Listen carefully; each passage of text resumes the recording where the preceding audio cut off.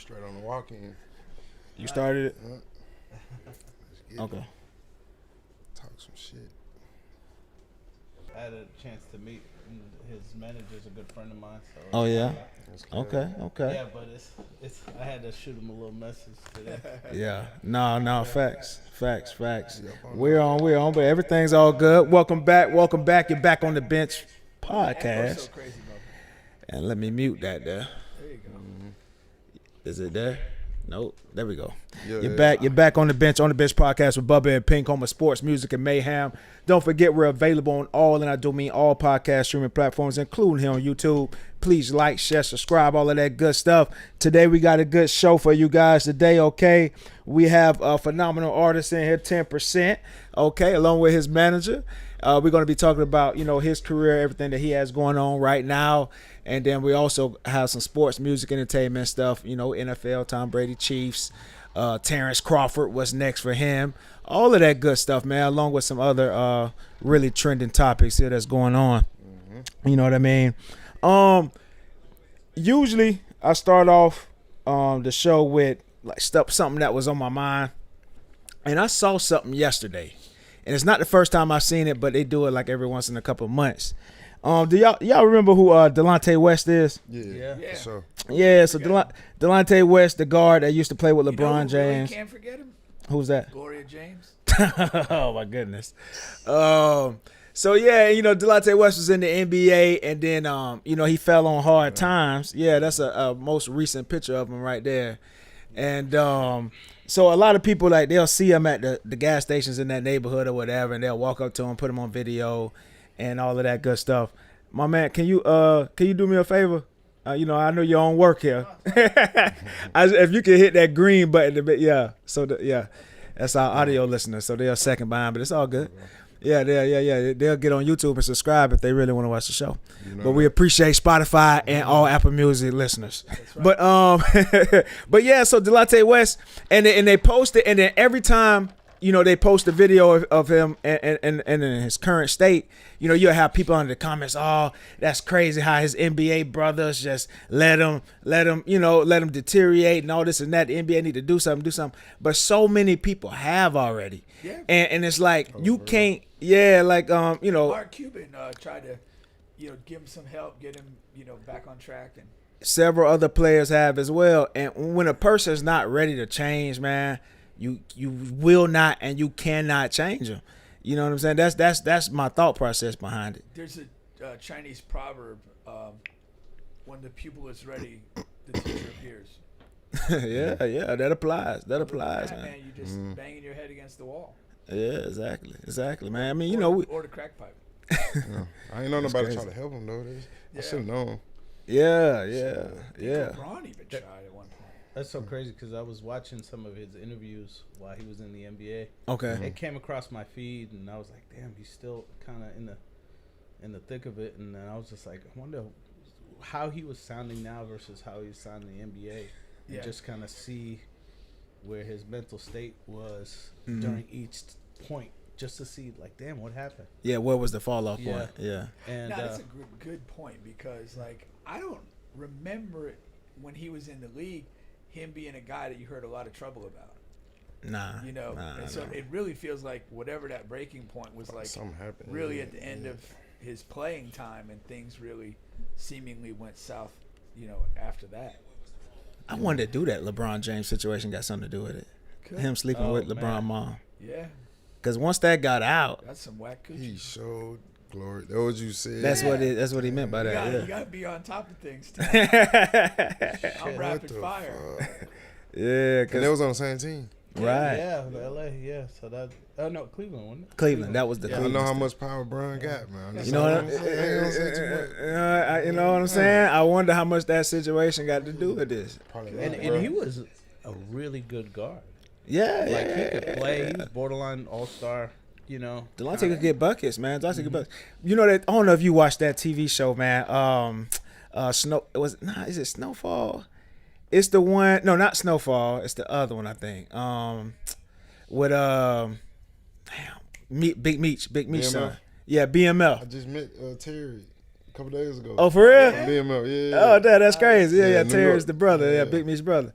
And you remember how they got back at Lamar in the movie? I mean, in the show, is because Lamar was a big gangster that was trying to kill Beecher Terry, but instead of killing Lamar, what they did was they got him hooked on drugs.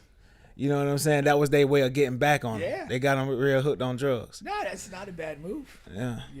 I mean, you get somebody hooked on drugs, like you take away their dignity. Yeah. Like you take away. It's killing them without killing them. Yeah. You know what I'm saying? Yeah.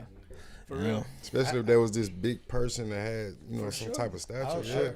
Yeah, I couldn't get past the first scene though.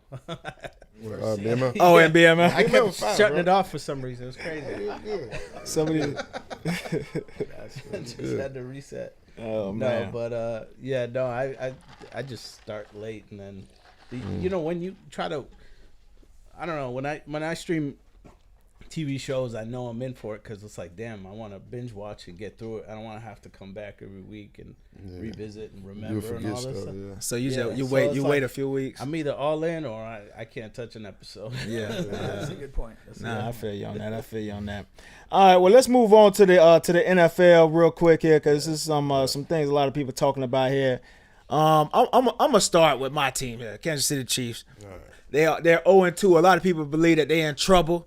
Okay, you got Travis Kelce dropping a big pass, and he's saying that should have never happened. Every week he's coming out apologizing about something he did bad. But a lot of people, they're on the train that it's over for the Chiefs. You know what I'm saying? And now that they're 0-2, that they're not going to make the playoffs. Definitely no Super Bowl run. Kind of what y'all thinking after seeing what you see, hearing what you hear? They played two very good teams. Two relatively close games. The Eagles game closer than the Chargers game. I'm not panicking. They're not in a good place, that's for sure. They've got a lot of work to do to get things right. But I don't think it's time to count them out at this point. There's a lot of season left. They'll be getting some people back in time, and we'll see what it looks like near the end. Yeah, the problem is they're not getting the people back in time for real. Well, who they got this week? The Giants, talking about who they play? They play the Giants. Oh, smack those bitches. The Giants are terrible. Yeah, but we played terrible. Did you see? They have Malik Neighbors. At the end of that game. Yeah, but did you see him for the first 3.5 or more than a half quarters? When you win the game, at the end. Yeah, I understand, but that motherfucker was balling now. They needed to send him to a children's hospital in overtime and play somebody that could really play. He legit threw that ball up for grabs, like 10 yards off target. That was embarrassing for a person who makes you're in business with Russell. You're in business with Russell Wilson. You know what you're in for, huh? What business? You got him a contract to play quarterback for your team. That's the business. That's just a bad decision. Yeah, I know. They need to put the rookie in, but. The Chiefs don't have any of their weapons, man. And like I say, Travis Kelce is extremely old. He just needs to be on the island with old girl Swift, and just what I mean, and live out the rest of you good, because he's so far removed from what he used to be. Yeah, and he's literally the only weapon that Mahomes can really utilize, man. That one guy who caught the deep touchdown. Yeah, what was his name? I don't know, number 80, I think it is. Yeah, we got him from the Patriots. He ran a 4.2 at the combine when he was coming out of college. Who's that? He's the deep threat. Yeah, y'all got me. Taekwon Thornton. Thornton, there you go. Okay. There you For go. some reason, he goes couldn't. from who's that to naming him. Yeah. No, it just hit me. I got it was spirits around me that peep in my ear. But I like that, man. Kodak. Taekwon. Well, when you said 4.2, I'm like, because I'm a Patriots fan, and there you go. Yeah, that's the I was connection. like, okay, 4.2, because I was really high on him. Yeah. And when he came out, but for some reason couldn't get the ball to him. He was a terrible route runner. So that's why and when you had a quarterback that couldn't really get it down the field, and he couldn't work the underneath routes. Create good separation. Exactly. But yeah, he's solid. But I mean, he's the fourth receiver on our depth chart, and for a reason. I mean, when you're missing your number one guy he's going to be gone for 6 games, Rashee Rice. Yeah. And then who's knows what's the ramp up time when he gets back. You know what I mean? What's the word on Worthy? So Worthy, he may try to get it this week. Oh yeah. But next week for sure. Yeah, you're okay. You know what I mean? But he gets hurt on the very first play. Yeah, you got the Ravens in week 4 at Baltimore. All right. They know, all right, that's goddamn terrible. Those guys there before. Yeah, with all your weapons. Mm-hmm. And you still got the offensive lineman who just... you got to have the mentality. They got to beat us. They got to come through us. Yeah. Right now, I'm hoping for Miami Dolphins, Tyreek Hill just... Oh, that'd be great. Yeah, I hope he just goes You in. the Chiefs, though. That's your team, right? Yeah. For sure. You sound kind of worried. I am worried. That's the problem. Yeah. I'm worried, man. I'm worried. All of my teams failing me right now. Defense is still, It's okay. you know. Yeah. You got a couple good veterans in there, and yeah, I mean they're competitive. I mean They are competitive. The Ravens are just another team that kind of looks scary to me. Yeah. And I'm not a Ravens fan, but they have a brand of football that they play. Facts. You know? Run the ball. Facts. You know, touch the opposing quarterback. So it's just they've been sticking with it, and Lamar's not gonna. He's pretty sturdy. He's durable. He's like Josh Allen. No, he's crazy durable. Yeah. Well, I look at when I look at Joe Burrow, who he gets hurt again for an extended period of time. His legacy is gonna be Broken Joe. From memory, yeah. I mean, he's getting hurt. Who was the Bengals right before Burrow got? I felt like that quarterback kind of got touched up a little bit too. Oh yeah, for sure. Well, right before Burrow got there, they were like one of the worst teams in the league. Andy Dalton. I mean, he wasn't too far removed. He wasn't too far removed. He got his share of injuries there. He did. That club. Yeah. Mm-hmm. Yeah, but like it's crazy that Lamar runs so much more than Joe. But go But back he's super like durable. 3 years, and that was the narrative. When he went into that contract year, Talking about Lamar? Yeah, he wasn't finishing seasons healthy, and that was part of the narrative. Now, since he signed his latest deal, he's been healthy and good to go. Pretty much every game since, to his credit. But he did. There was a period in his career when it's like, hey, playing his way, he always seemed to be banged up at the end of the year. Is this really a way to win? And so he had that, and he kind of overcame that, to his credit. I like durable guys, man. Yeah, and I don't think he was running around as much over the last few years than he did in the beginning. A little bit more selective. He's more in the pocket now, and his receivers are better. Yeah, and he's got a running back. Yeah, for sure. Oh, God. Yeah, that's a man back there, Derrick Henry. Yeah, no, for sure. Now another thing I wanted to touch here is this Tom Brady situation, right? And so basically, Tom Brady is he's a game announcer, commentator, is a better word for it, but he's also an owner of the Raiders. And the conflict there is that as a commentator of his stature, which he's like whatever, the top in the game, at least getting paid. He goes in before the games, after the games, on the field, speaking with the front office, coaches, and all of that. Like I said, before the games and after the games. And so, like, he's in a situation now where the team that just played, where he commentated that game, they play the Raiders next week. So, in theory, it's like Brady can get in before the game and get information and then slide back to the Raiders like, yo, this is what they really planning on doing, X, Y, Z. Right. Now, of course, Brady in the league is like, that's not what Brady's doing, blah, blah, blah. And it's not really a big deal. It's what some people are saying. My thing is why Brady always got to be mixed up in some cheating shit. He's just always okay. You tell me this really don't make a difference, and this really ain't all that. But why is he always around? You told me that them deflating the balls really wasn't no big difference, and this, and that.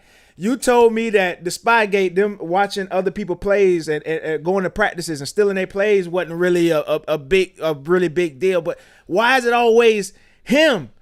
He the one that deleted the messages between him and the manager guy. Why is you deleting messages? You delete messages from chicks that you meet on the road, not some football equipment manager guy. Yeah, you know what I'm saying? Fair point. Brady's just always in the mix of it. So that's just fishy, man. It's fishy. Yeah. I mean, I get it. They want to preserve, some sort of integrity, I suppose. I don't know. I'm kind of the school of thought. I just don't think it matters that much. See what I'm saying? Yeah, I just don't. That's what they're going to say. It don't matter that much. But if it don't matter that much, why is it always Brady and nobody else? This is Brady. He's at the top. He's a slime ball. You got a target on him, man. He go. They're going to pick him apart. Yeah. I mean, It's I kinda know, like like the- if you think about like there's situations that occur where a dude will get cut from a team middle of the year, and then the team they're playing the next week will sign it. Like it's all this like bullshit smoke and mirrors stuff. Yeah. At the end of the day, you got to line up on the field and make plays. The rest of it is just intrigue for simple minds. I love it because you talk Brady. It's like still the talk feels like he's still playing ball for some reason. Like, Yeah. he's still affecting the game in some way. According to Bubba, Have a big effect on the game. I just hate that it's always in Commissioner the middle. Brady. Commissioner Brady. That's next. He's actually the commissioner. That's next. He's got a direct earpiece to Goodell. Oh, facts. I don't know. I think it's just like just something for people to talk about. I don't think there's going to be a material difference in the outcome of the Raiders. Yeah, Got to have Geno Smith stop throwing interceptions before they do anything. Geno was terrible. Yeah. In that He game. was your guy too. I won't say my You're your guy. guy. I put him at number 10, and I always say he's my guy because I had him, whatever, the top 10 quarterbacks. How did he pushed get so back good? against it. Huh? Like it was like New York, Seattle. And Yeah, he started his career started off really Oh, bad. what disaster! It was bad. Yeah, I mean, like that's the thing. Like, no matter what, his journey from starting as poorly as he did to carving out like being a consistent starter for teams that win games, like credit to him. That's hard work, man. Because that's you know, work. it's so easy to have the perception of who you are as a player be defined like straight out the gate. I mean, so many of these guys never come back. Like Jameis is an example. People love him, he's funny, whatever, but like when he left the Tampa Bay, he's never been regarded as a anything resembling an automatic starter again. And I just feel like New York fans are probably gonna hate me for this, but I feel like New York, you know, you play for the Jets as a quarterback, you go there to die. You know, any position for the Jets, you go there to die. That's like Like death. You got to get out of there in order to make something happen. it is like a black hole for football. Yeah. It's just a lot over there, and you know, but their fans are die hard. They stick with them. They chant. You know, I was at a bar in Maryland when that first the whole season opener, and the Jets fans came out in Maryland. You know, they weren't even playing the Commanders, but they were they actually? No, they played Pittsburgh weren't. the opening Yeah, and they were there in droves, just Really? chanting Jets for every first down. Yeah, they got some maniacs over there. Then they lost, and that came out like a heartbreaking loss. And I just got up out of there. How you became a Patriots fan? I grew up in Boston. That's for real? where I grew up. Yeah, so I was, you know, I'm gonna date myself here, but I started watching the Patriots back when Marion Butts was the running back. Marion Butts. I don't even know. Yeah, I don't think I know that name. I've heard the name, but Yeah. well, who was It the was like a quarterback? couple years before Drew Bledsoe got drafted. Who was the quarterback? Oh, okay. That was a long time ago. They weren't good. Yeah. McPherson was the coach. I think Tony Eason was the Yeah, I quarterback. think so. Oh yeah, he was a scrub. Yeah, it was bad. Like Yeah, they were yeah, like, "This is the NFL," and then Kraft bought the team, and The way he I was went. like, "Oh, I'm gonna watch this." And drafted Bledsoe and Bill Parcells, and had a nice core. After they had for sure. yeah, Roman Pfeiffer and Yeah. all those. Actually, no, he came a little bit after. It was around Terry there. Glenn was Keith, part of that. Keith Byers, I think, was the tight Of end. course, he was one of Parcells' guys. Yeah. Okay. early in his Okay. Yeah, he was the tight end there. Parcells was like the mafia there. Like wherever he would go, he would just bring a couple players and coaches that have always been with him. And they're like, they were like his safety blanket. Yeah. Yeah, and the coaching staff too. Yeah, of obviously. course, He'd yeah, bring yeah. them all over. And I think I Bill told this- Belichick. I told the story on the show. One of his longtime assistants got a phone call from Parcells, and he's like, "Hey, I'm taking a job. You in?" The guy's like, "Yeah." The guy gets off his phone, turns to his wife, and she goes, "Where are you going to coach?" He goes, "With Bill." Didn't worry about the team. What's the team? We don't know yet. Don't know. I'm just going there. Oh man. You're still on the bench podcast with Bubba and Pink, home of sports, music, and mayhem. Like I said here at the top of the show, we have a phenomenal artist in here, 10%. At the top of the show, actually, that was a song, Sidewalk, with him and Lil Papa, 10% featuring Lil Papa there. So let's get into some 10% and what you got going on here, man. And again, you're here with your manager, right? Jay, man. Yep. Jay, okay, Yes, okay. sir. How long this partnership been going on? Man. It's been a while. It's been a while? It was in the beginning. I first met 10 in 2018, something like that. What was it? 2019. 19, Yeah, and I met him pretty early on in the process at a different studio here, and they were having a competition, like a cypher battle competition. It was just like a big networking event where a lot of artists would go and display their skills. And so I happened to be in town, and a friend of mine invited me out. I caught it, and it was a pretty cool story because it was like, he had probably like 5 other people that he was competing with, maybe 6, something like that. It was a lot, and I was asked to be a judge on there, and I was like, yeah, sure. And it was fun, and there were certain rules that you couldn't break and things like that. To kind of get the top prize there, and he broke a rule. He broke a rule. What rule did he broke break? a rule. So and it's just not short for him, but he messed up on one of his lines and stuff like that, or wouldn't it? It was more like a mess. Look at that. It sounds like that. Or he said something that got him. I was like, man, we can't give him the ring, but I kind of pulled him aside, and I was like, man, you're better than everybody out there. For real? So, yeah. And so you didn't know him at all at I this didn't time? know him. Okay, I was okay. like, he was clearly the top guy, and I wasn't even putting it up against, like, the people I saw. I was just like, I've been doing this for 25 years, and he was one of the cleanest artists I've heard in a long time. And have you been in hip hop management, mainly? Mainly. Yeah, mainly I've been in urban. That's just what Right. gravitated. I did dabble in a few other genres, but mainly urban. I mean, I grew up around this type of music, so it just spoke to me early, and so I pulled him aside, and I was like, hey, man, you really got it. Don't worry about the top prize, because I want you to perform with one of my other artists and open up for him, and let's see how you do. Yeah. Man, where is it? Huh? Right behind you. Oh yeah. Look right there. That's crazy. Oh, you have the poster. That's crazy. You got that. What's that? You had opened up for Lil Durk? Yeah. I didn't even know that's what that was, though. That same day. That's wild, bro. Yeah. Yeah. So Durk was one of your artists Yeah, at he that is. time. Currently. He currently is. Yeah. That's awesome. Okay. Yeah. So, So I didn't know that. Part of Team Durk for 13 years. Yeah. And Now, do you? Now, okay, so you got invited out by a friend there at that place, but did you take that in and say, man, maybe I should come to more of these? Like if you were looking for other artists. yes and no. You missing a part though. That's not the first time what's that? I seen you, bro. Was there one before? No, I went to First Institute. Yeah, I remember you told me that. So we had like a what was it? What did they tell you it was? Like I don't know. Industry Day or something like that, where they had like Jay, he was there. They had a couple DJs, whatever. But he caught my attention when he said the Durks. You know what I'm saying? I'm like, okay, I'm locked in on Jay. Like, man, 'cause that's where I want to be at. You know what I'm saying? So, and then it was time to ask questions. My first one to raise my hand. I looked at Jay. I was like, how do somebody like me get in contact with somebody like you? You remember what you said? No. I remember. He was like, what did I say?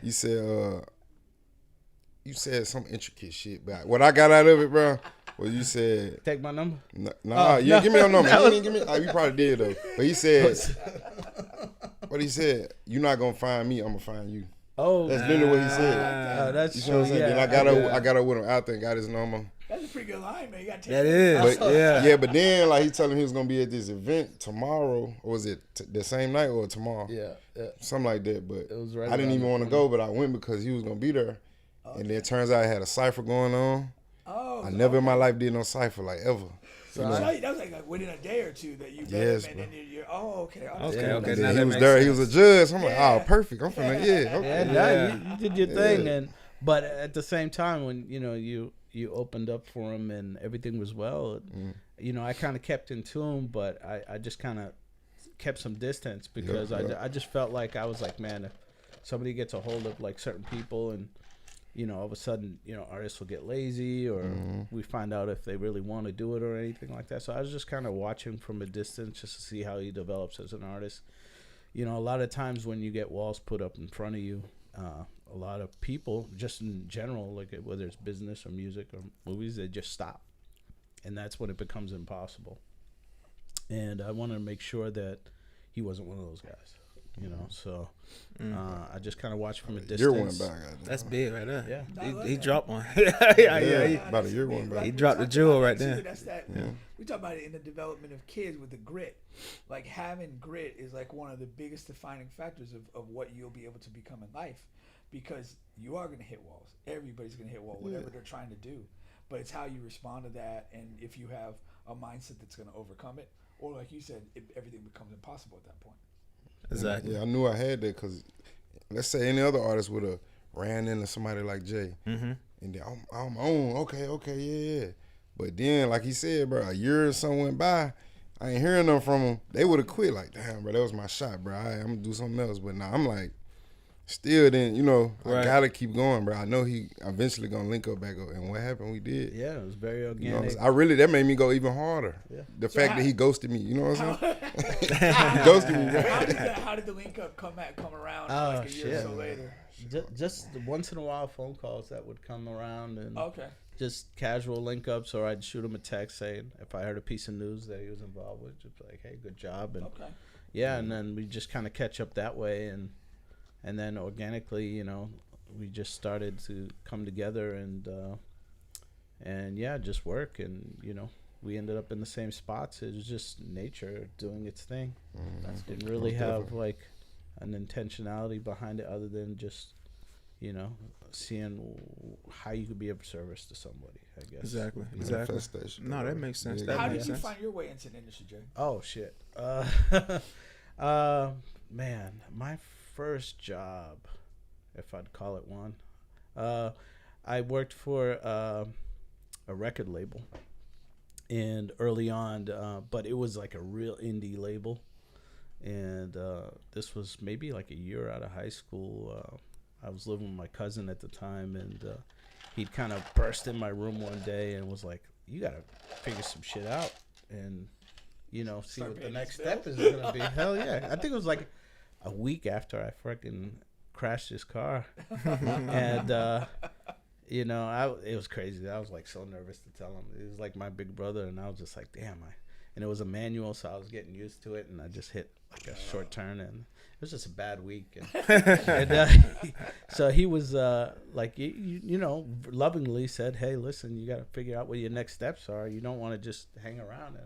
And I really thought about it, and I worked, but it wasn't any kind of future in it. And I was like, damn, I really got to think about it. And I was just like, something I really enjoy is music in general. I'm not a musician or anything like that, but I feel like, and I'm sure a lot of people will agree with, like, music is like a little mind map for things in your life where you can kind of hear a song and it instantly takes you back to a specific moment, like just kind of, and I just felt like, anything that important that ever happened, I kind of like have this soundtrack to my head about it. And that's how I just, kind of was like, damn, maybe something around music. I don't know just yet, but definitely in that space. And so I just, back then you had the Yellow Book, right? And then you had, 411, and I was just like, okay, well, there's probably some music spots around here. Let me just call 411 and, find out what the labels are, just random. And I found one, and I got on the phone and was like, hey, you guys accepting interns or this and that, jobs available? I did that. One of them, yeah, sure. He seemed like a nice kid. Just come by. I come by there like in a full suit, which is like, in music business, it's like, don't do that. But, I came in and I came in like I was going to church, and, I had my interview, and he was like, man, I'm really impressed you got a suit, because nobody ever wears a suit. Like, and it was, just something my mom would just tell me, like, hey, make sure you dress nice on an interview and clean stuff. underwear and a crisp suit. Yeah. Yeah, well, at least I got the suit right. Yeah. But anyway, I got the job, and they were like, okay, first line of business, clean this up. Second line of business, here's a box of CDs, go sell them. So I was like, okay, all right. I never really sold much unless, maybe at a store or something, but like I was never going do some hard sales. But they gave me a box of CDs from the specific artist, and I had to literally put it in my car, go to like the beach or a mall or someplace, and just start, with my Walkman on, and just started, having people listen to this artist and talk to them about it and sell CDs. And that was my, they call it out the trunk specialist, right? So that was my entry into the music business, and I really couldn't sell anything for like, I don't know, a couple months, and so I wasn't eating, so in that space, so I just kept at it, and I was like, maybe it's not so much about the music, more about me. So I started to switch up, how I approach people, got a little bit more confident, sold my first CD. I was so happy. I made $3-4, right? And I was like, maybe there's a future in this business. $3 or $4, right? So so I sold it, and then 1 turned into 2, and 2 turned into 5 in 1 week, and then I started unloading boxes. Okay. And then I just like, okay, I think I conquered this. What's next? Then they introduced me to the studio world. So it was a nice training course in the label business and how music comes together. I did learn a lot there, and that was really like the battery that kind of started the engine, cool. And just went from there, and it just kept growing. Ended up coming here to Florida, went to school here, got my master's in business, and then launched my company. And my actual company I have right now is a school project from college. That's good. And I just flipped it. The name rolled off, and I was like, okay, this makes sense. And I worked so hard for like a year to develop the business plan. I tweaked it a little bit, and then made it legit, and just haven't turned back since. So what are who are all the artists that you're managing right now? Well, I work with a few. I started off as an agency. Okay. Originally I went to school to be an engineer, and I just found out I couldn't stay in one position for too long, just because it would be boring. My mind would go everywhere. I'm a talker, so I shifted my focus to business. Okay. And got into the music business, but I did have a little bit experience by that time. I started doing a couple shows and being a concert promoter, so that was very educational. How to get your ass whipped on a concert as a promoter, but then you have your good days too. So after I did that, I kind of hit the ground running with school.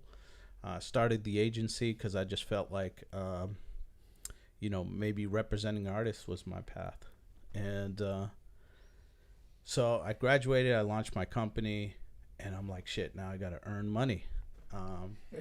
So here I was, I think I was like maybe 28, 29 at the time. I mean, I started, by the time I got my master's, I was like 28 or 29. And I was trying to get big promoters to use my services to do these shows. And these big promoters, like, you seem like a good kid, but, be honest with you don't represent any artist really legit. And I'm not going to trust my money with you, because you tell me I got to give you money, and you got to go get the artist and get them to show up and do all that, and I make money from it. Yeah, sounds good, but there's guys I've been dealing with for 15, 20 years that I'd rather give my money to. So I found out that was a dead end, and I was like, okay, how can I do this? Well, let me work with new promoters, young guys, hungry, they don't really have the contacts. I can supply them with the education and with the access to the artist. And we started, winning that way, in the sense of like, these promoters started to make money, and they started to, talk about me in positive ways, and that got to the ears of some artists, and then some artists that were younger reached out to me, and it just kind of grew organically from there.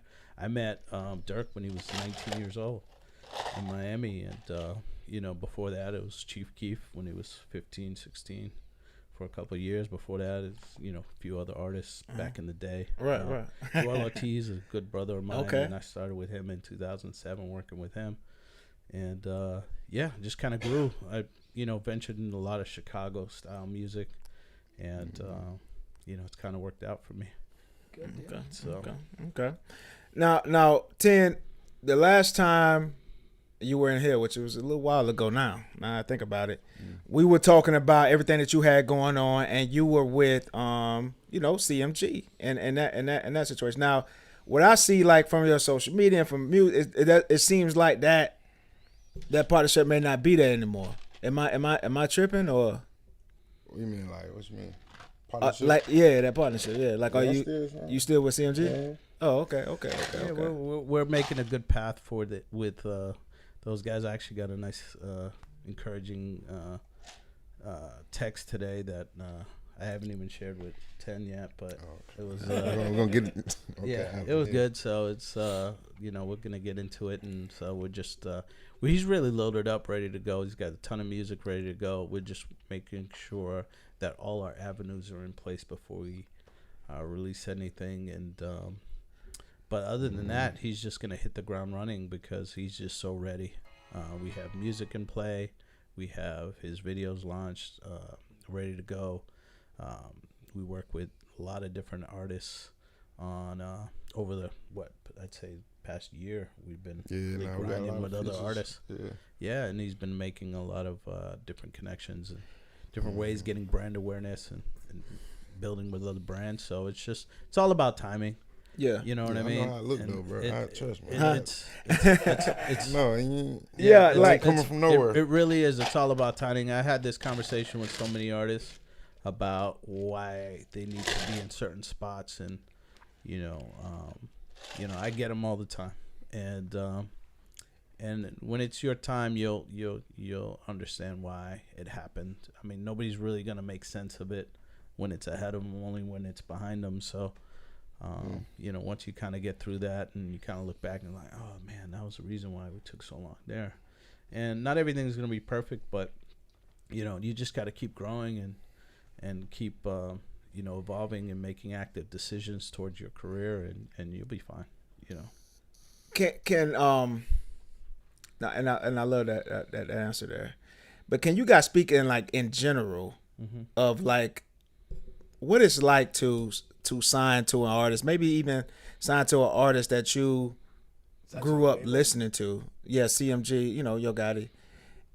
What is like how is that experience? Like, what do people not know about that, right? Because as fans, we see it all the time. We see our favorite artists sign younger artists, and then of course we try to get into those artists' music. But how is it as that artist who signs to them? I answer that. I feel like it's for one, it depends on the situation. You know what I'm saying? But just for my situation, it's dope because, I grew up listening to, the person who I'm signed to. I grew up, he came to my high school, you know what I'm saying, when I was in 10th grade, sophomore. So it's just like a full circle moment. But I feel like on the back end, when you gotta have a lot of patience, bro. Yeah. You know what I mean? Like, whether it's going good or whether it ain't, you still gotta have patience, But I feel like it ain't all bad. Yeah. It's what you make it. It's what you make it. Know what I'm saying? It's what you make it. Because you still got to put the work in at the end of the day. Yeah. But where it get fucked up at is, though, when you put the work in and you don't see no results. Yeah. You still gotta keep going. Yeah. You see what I'm saying? You still gotta keep going. It's just you gotta manage expectations. You know what I mean? Because you don't know how thick that wall is that you gotta get through. Yeah. And you don't know. You can kind of visualize what's on the other side, but you don't know how thick that wall is that you got bust through. Yeah. And some people, they have this thing where they've been digging and they don't know how close that other side is, and they just give up because they think that wall is just forever. Yeah. No, that's facts. That's facts. Now we're gonna get into. I got this guy commenting and want to talk about DV. We're gonna get into these trending topics. Well, another question I have for you is, I can only phrase it how I phrase it. I've listened to a lot of your music, right? And it seems like you got a couple of lanes that you like to be in. But as a fan, this single fan here, okay. I really love the sidewalks, that type of the cold cuts, that sound melodic from 10, pain, like real. So where is that in all the new music you got dropping? Are you like cognizant of that, of like which 10 people want to hear, like which? Do you think about that? Let me break it down like this, right? I'm human, you know what I'm saying? At the end of the day, I got so much shit on my head, bro, like that, good, bad, that niggas just been going through for years. You see what I'm saying? So it's like, once I get in the headspace to like verbalize that, that's Billboard. That's better than anything you done heard, because for one, I already know how to creatively put it in words. You know, it's just like, you ever been so clogged up to where you can't like put the shit on paper yet or verbalize it yet. You know what I'm saying? So I don't know. I feel like once I get to that point, which is, who knows? Yeah.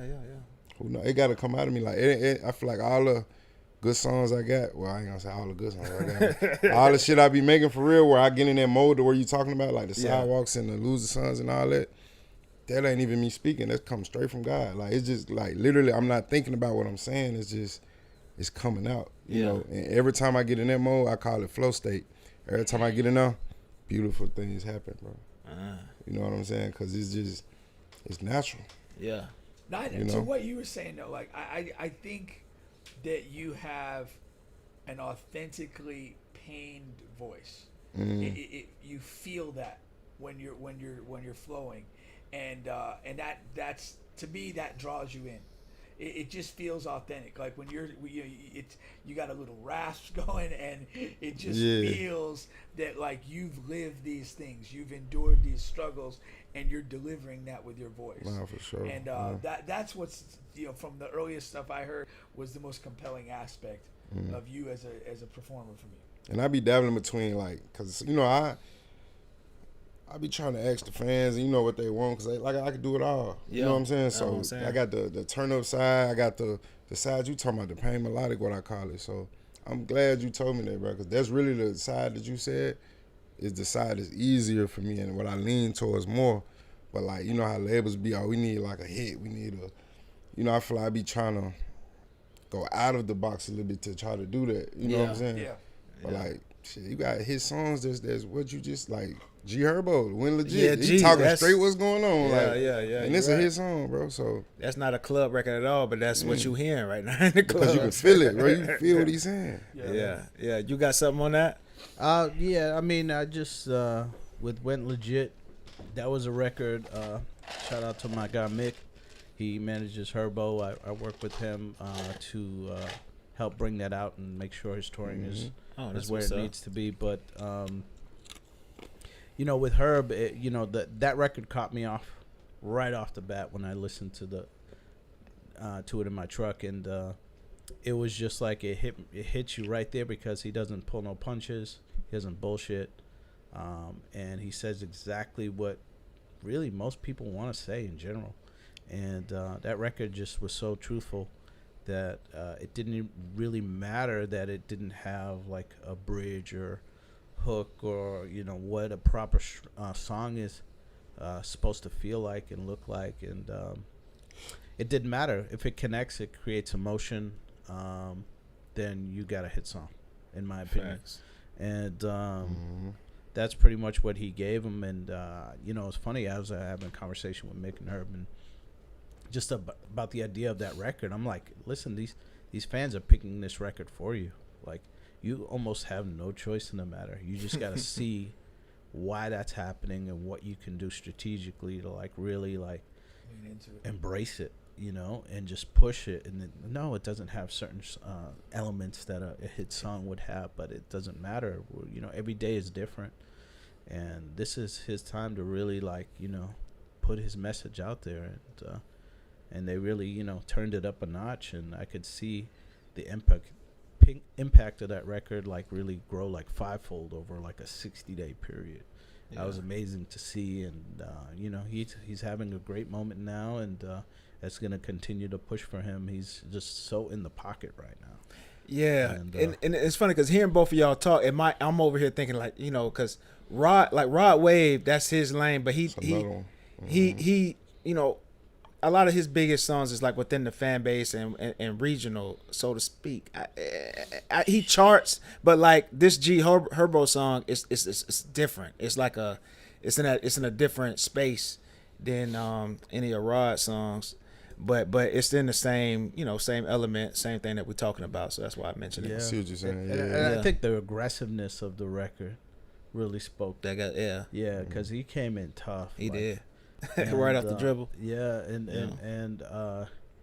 he the great thing about it is when you have a career like that, and there's a few more examples I can point out, but when you have a career that is being built brick by brick, and you're gonna have your small W's, your bigger W's, but when a hit song comes, it just kind of puts the cherry on top of all the hard work you've done. And the greatest thing about it is that you built it the right way. That will be your floor now, not even your ceiling. That's going to be your floor. And it's only up from there, and you can build it out properly and just really really start to talk about what your legacy is going to be as an artist, because you've already established that foundation. And it's like the worst thing to do, like in my opinion, like you got this hit song, which is rare air just to have it. So congrats to anybody who gets a hit record. But like if you didn't build it up the right way and you just have a hit record, then expectations usually are out of control. Yeah, we've seen that a ton. And that can delay music. That can delay so much because, you just went in there and you put up 350. You know what I mean? Yeah. And you didn't work your way up to it. Yeah. So that's how we get the one hit wonder situation. Now do it again. That's and the you're like, missing ball brother right there. Yeah. For real. Jello. Yeah. It's definitely what Yeah. Jello experiencing. All right. Long may he suffer. Oh my gosh. You are still on the Bitch podcast with Bubba and Pink. Again, we have phenomenal artists here, 10%, along with his manager here. All right. We're going to get back into 10% a little later in the show and what you have coming out and what can we look forward to and all of that good stuff. All right. For right now, we're going to move it along to this trending story right here, man. D4VD. All right. A decomposed body was found in the singer's impounded Tesla, identified as a 15-year-old girl. Now, I'm going to read this news thing, and then we got a couple of comments that was talking about it too here. So, authorities have identified human remains found in the trunk of R&B singer D4VD. God, that's a lot of synonyms, man. Out of David's Tesla, as those of a 15-year-old girl reported missing last year. All right. The girl's body was found in the vehicle at Hollywood Toll September 8th after it was impounded, according to Los Angeles police. Okay. The Tesla is registered to David. All right. The singer was on tour when the girl's remains were found. So, of course, the tour and remaining dates have been shut down for right now. Now, the medical examiner said that the girl had a tattoo on her right index finger that says shh. Same tattoo that the singer got, David got. Okay. So here goes the thing. Now, I got a couple of comments here from somebody who seems to know what's going on here. He says D4VD is cooperating with the police, and the mother of the child didn't mention that her child had a boyfriend named David when she went missing, which is concerning. Because just, yesterday or whatever, day before, the girl's mother said that she was dating a guy named David. Not, you know what I mean? Right. She's 15, right? She 15, and he, he 20 or 21. So, that's the first thing. I just don't know. These dudes are so weird, man. If they actually make this connection and it was David to this girl, it still surprises me. It's a lot to unpack. Connected. That tattoo crazy. That's lock him up. Yeah. Yeah, on the tattoo. On the tattoo. Yeah. Why the fuck they both got matching tattoos? They had pictures together too, didn't they? Yes, they have been in the same place. Yeah. Not like side by side like you my girl, but they've been in the same. They got pictures of them being in the same place at the same time. The tattoo that's next level. I mean, she could be a fan though, like who just was fanned out. Get the same. But why that fan in your trunk? Yeah. You know what I'm saying? It's a lot of For real, that's terrible. Like, I mean, come on. No, why was the car in impound though? That's another thing. I don't know why it was in the impound. So was he trying to get rid of it? You gotta get your Pablo Torre on. I gotta need some better journalism. Yeah. Yeah. Oh, hold on. It said the vehicle was abandoned in Hollywood Hills 5 days before it was impounded. Okay. So it was So abandoned. what it was like with the decomposed body, is there any like timeline as to when she would have died? No, they said that people were walking by and could smell at that time. So they just made a, because she had been missing for a little while. No, but what I'm saying, like they made a loose. Yeah. Yeah, but based on like the level of decomposition, usually like the coroner or whatever. That's what I'm get a saying. timeline on it. Yeah, a few days. 2 weeks ago. Yeah. 6 months ago. That we need that information. Yeah. We're gonna head out there and solve this thing. Nah, but for Crazy, real, it's crazy, That's man. horrific. Now, with him saying though he's working with the police and all of that, I mean, what's to work with? What choice you got? It's crazy though. Like, so an underage girl, is dead in your vehicle. Like, I mean, so even if this is somehow an accidental death, like you don't think enough of this person to like, get him to a hospital, report a death, a serious injury, whatever. You're gonna keep him in the trunk. I mean, come on, that's crazy. He said her name in the song too. I saw that. Yeah, I saw that too. Oh, just lock him up. Man. And he got a song. What's the song he got? Yeah, he said a name. Romantic Homicide. Yeah, that's the song. Dude, that we talked about. These guys like basically dead. seal their own fate by What that? giving the words with what they do. Yeah. Lock him up already, man.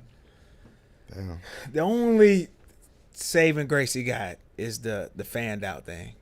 Like if they can prove she was some crazy fan. I'd said her every name. single thing that Ten has said takes that away. Mm-hmm. The tattoo, that's extreme. You're dropping her in your song. That's not her being fanned out. That's you being connected to her. Yeah. That's crazy. Yeah. I mean, But that's some crazy fan. Why she dead? Yeah. That's what I'm saying. Yeah. Like, That's still- Yeah, you would have to it's explain hard. that. Yeah, it's too many Yeah. explanations. Come on, man. This guy's got to take body disposal 101. Yeah, I know. That's for like, real. that's man. crazy, man. Yeah. Tesla. That's crazy. Now I know he just now like getting on the major. Like this is a guy I really hadn't even really heard of for real. Me neither. I never heard of him. Yeah, but I guess like I know he got hot on what they said, Twitch or TikTok or something. I know he used to play the Fortnite thing, and then he was playing the songs in the background or something, and then and now he has 30 million listeners on the platforms. And but my thing is, like I said, from the first initial go is like these niggas is getting so weird with wanting these young girls, like just being interested in these young girls. Nobody's getting weird. People been weird. He been weird, bro. Like That shit weird. is just I so. don't see though, Like bro. you so go back, like you fucking go back weird to me. Elvis when he got his Priscilla, she was like 15. Jerry Lee Lewis back in the 50s was banging a 13-year-old cousin. Like people been into this for a long time. That's just a fucking weird kink, bro. dog. And it's Why now. can't people just go eat some ass? Yeah, I know. Of age. Goddamn. Of age, Age death. mature ass. Age that. Bro, you 2021, you got 30 million listeners, you getting a little money, like you can do whatever you want to do. You can screw whoever you want to screw. Dog. Except bang and kill a 15-year-old. Yeah. But, I guess when more details come out, Tesla got cameras though in the back, so That's true too. they'll see who put that motherfucker in That's there. true too. You know For they real? record Yeah. Nah, I every time didn't you know go to it. You can walk past the Tesla that's No, 'cause recording. the way it does a lot Now, of he the had to auto know drive that. features and all that stuff is it has cameras that track everything, so you can there'll be footage. Tesla or whoever has the footage. Now I bet you it probably like wasn't him, but he's I don't But from see, what now, I know dude, now, he's not 'Cause he smart cooperated? enough to know. He probably got somebody that's close to him to do it for him And think he out Do the clear. what? and think he out the Yeah. clear. Yeah. That's if I had to bet money, that's what I But bet. see, okay, my first thing when I first saw the story is like it's like car that belongs to him.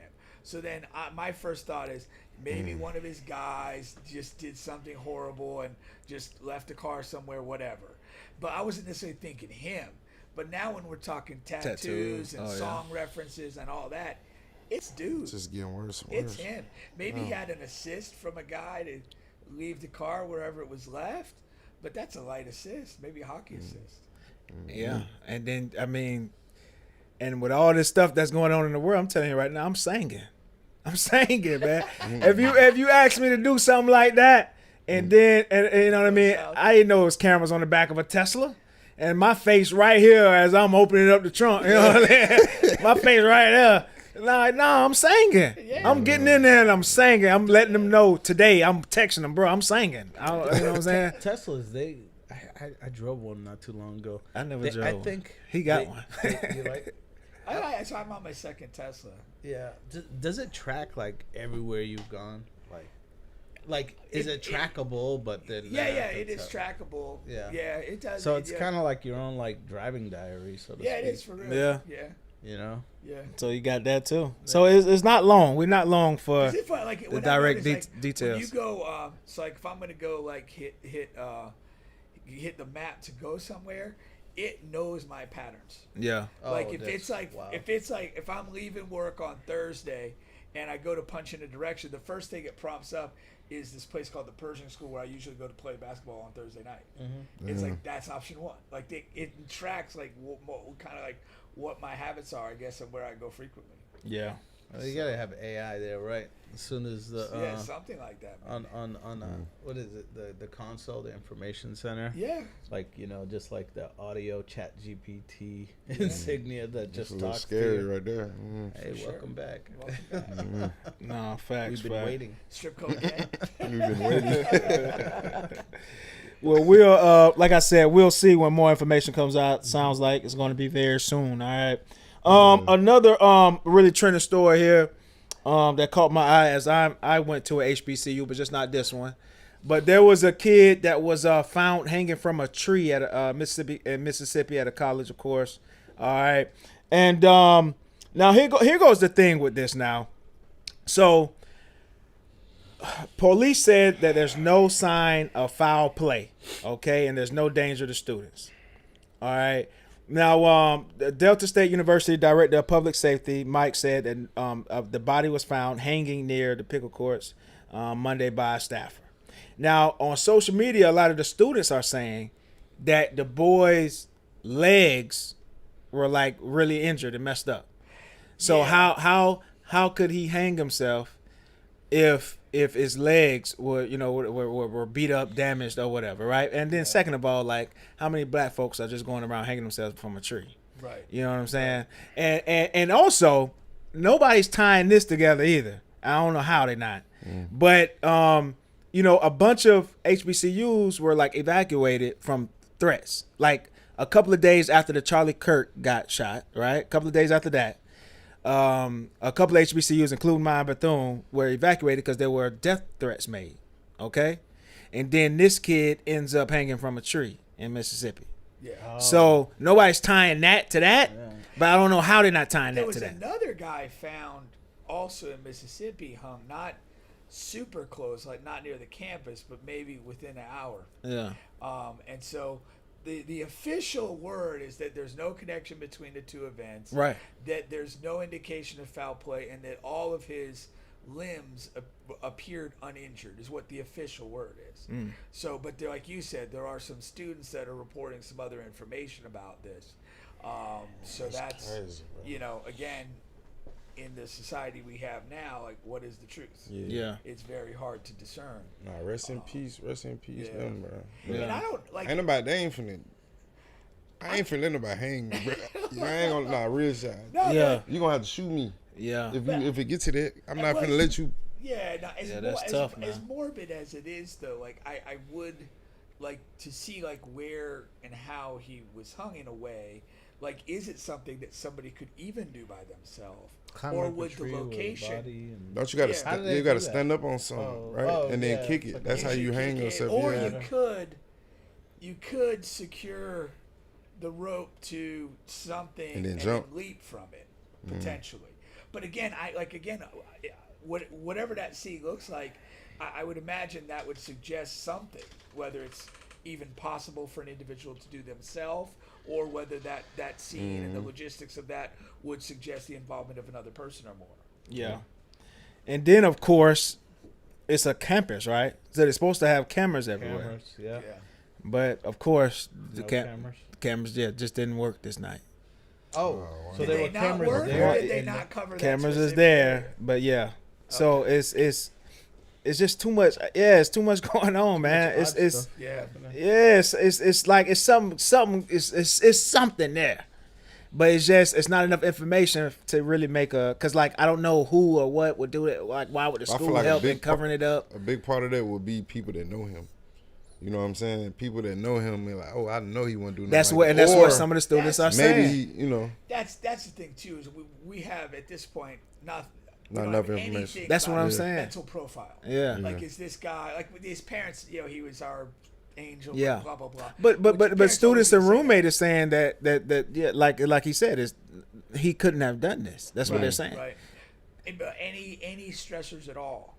Like any, they haven't said it. Like I'm saying, from friends what I'm and interested in. yeah. Is there any stresses? Is there academic failure, relationship failure? Yeah. You know, any like financial stress? Like, is there anything that? Because you never know. Yeah. Beef with other people. Yeah. Like what's what? Yeah. Maybe they'll be releasing that stuff, but that's just crazy. Right now, I don't know. Just off the heels of like Charlie Kirk. You know what I mean? Yeah. That's been just drumming right behind that. Yeah. It's just been this, like a snowfall of just little stuff propaganda. Right now. Again, I still say though, like it's when they said Charlie Kirk was killed, like they also said it was like the 800th guy of the year. Like we underestimate how much homicide is going down day after day after day. You know, when something happens in the public eye or it gets the nation's eyes on it, now it seems like something. But let's not forget, there was a school shooting and a couple of students dead the same day of the Charlie Kirk for event. sure. Yep. You know, and again, it just gets lost. So all the delicacies that would maybe fly under the radar would actually be reported in a sense because it's like another thing that they could be reported.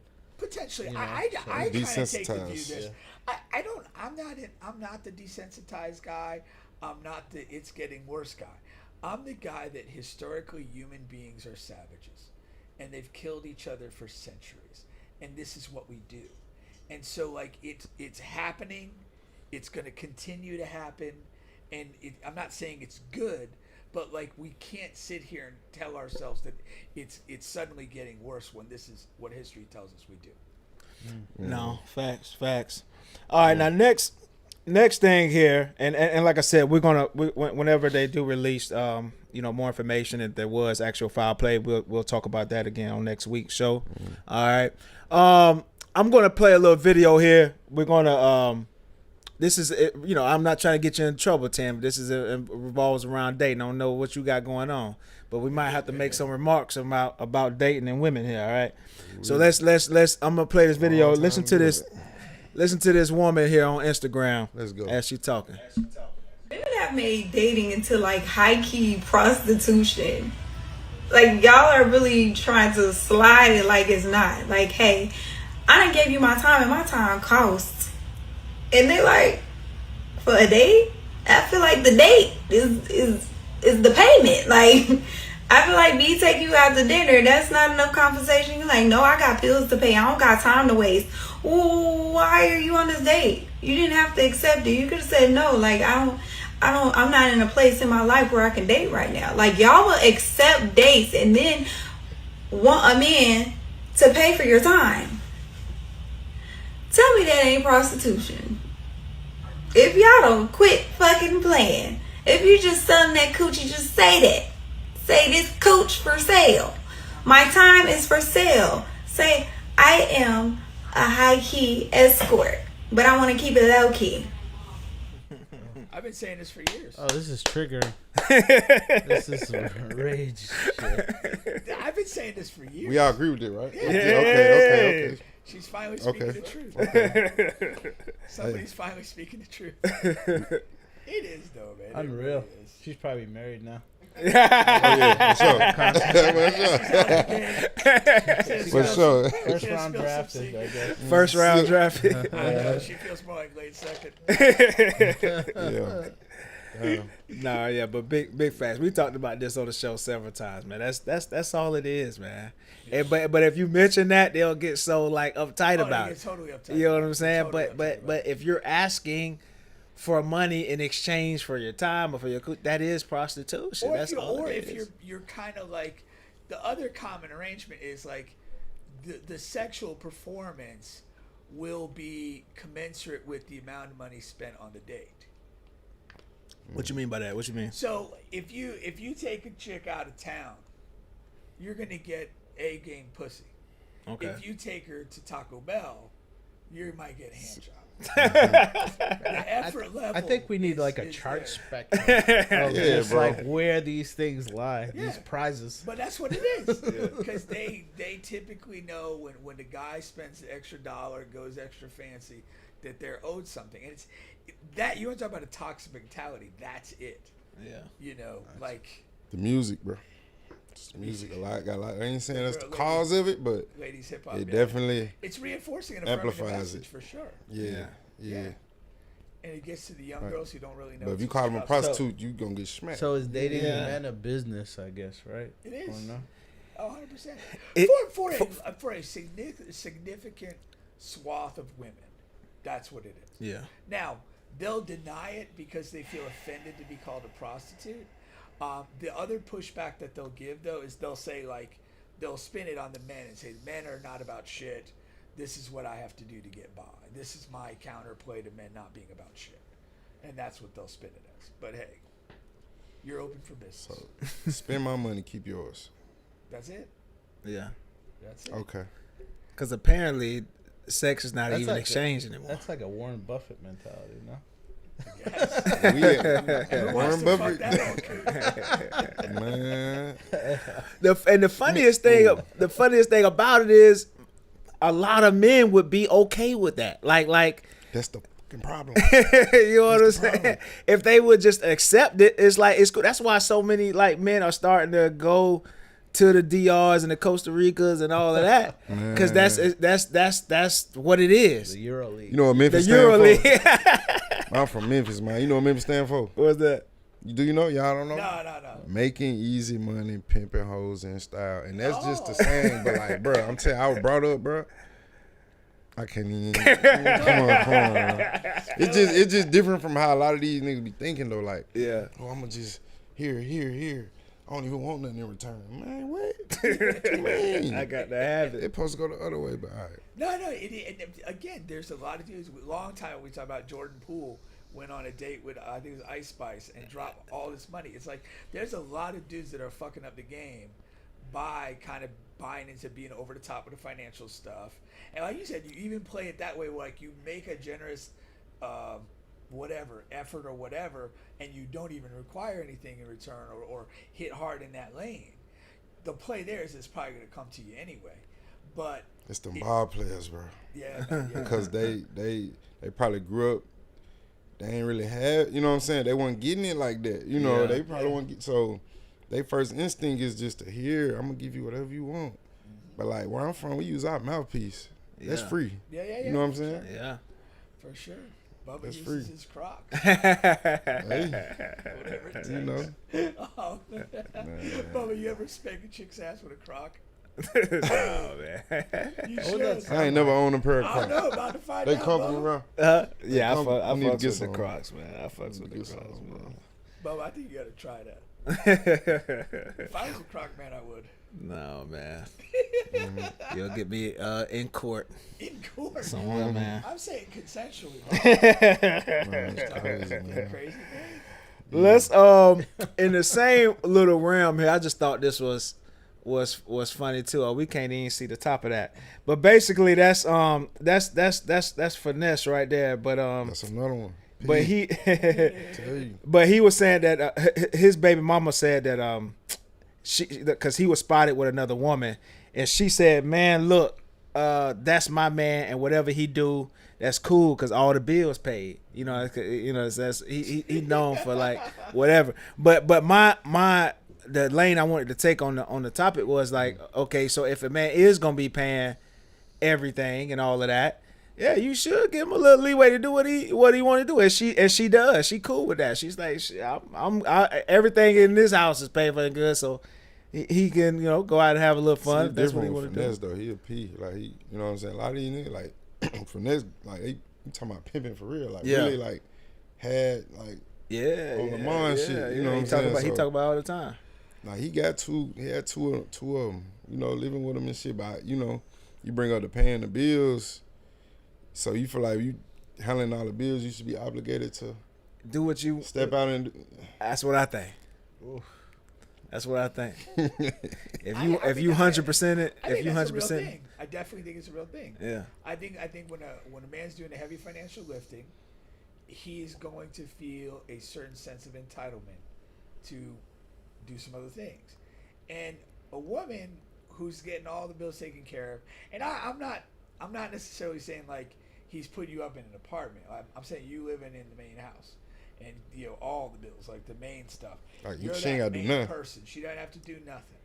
But the reality is, I think a lot of women in those situations, like they kind of come to a tacit acceptance of that. Is that like, hey, I've got this lifestyle. I don't really got to do crap. I get to whatever brunch with my friends 7 days a week and whatever. And it's like the trade-off is, yeah, I'm not going to see him every night and whatever, but I live this good lifestyle. And I think a lot of them tacitly come to an acceptance of that. And they look for the next nigga to do that when They get the pool guy or whatever. they're like a sugar daddy though. What Tom Brady old lady? Who was that? The trainer, the yoga man? Yeah, the yoga man. Yeah, Oh, man. tearing him up inside of Tom house, man, while he is on road trips. Oh yeah, you're a New England fan. You know all about it. Wasn't he Oh the man, jiu-jitsu I was guy? just like, It was something. It was. I thought no, it was jiu-jitsu he was guy. that was her personal trainer from whatever. Yeah. Which I can't even imagine. Just I don't trust them walking in the personal house. trainers, dog. This guy's just walking out.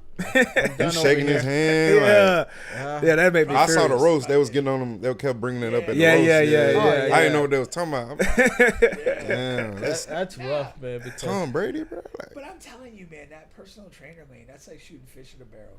Yeah, cause he gotta hey, do it this way. You know what I'm saying? So Bend over. that's You get the thing about the personal trainer lane is that you become a part of the woman's self-improvement.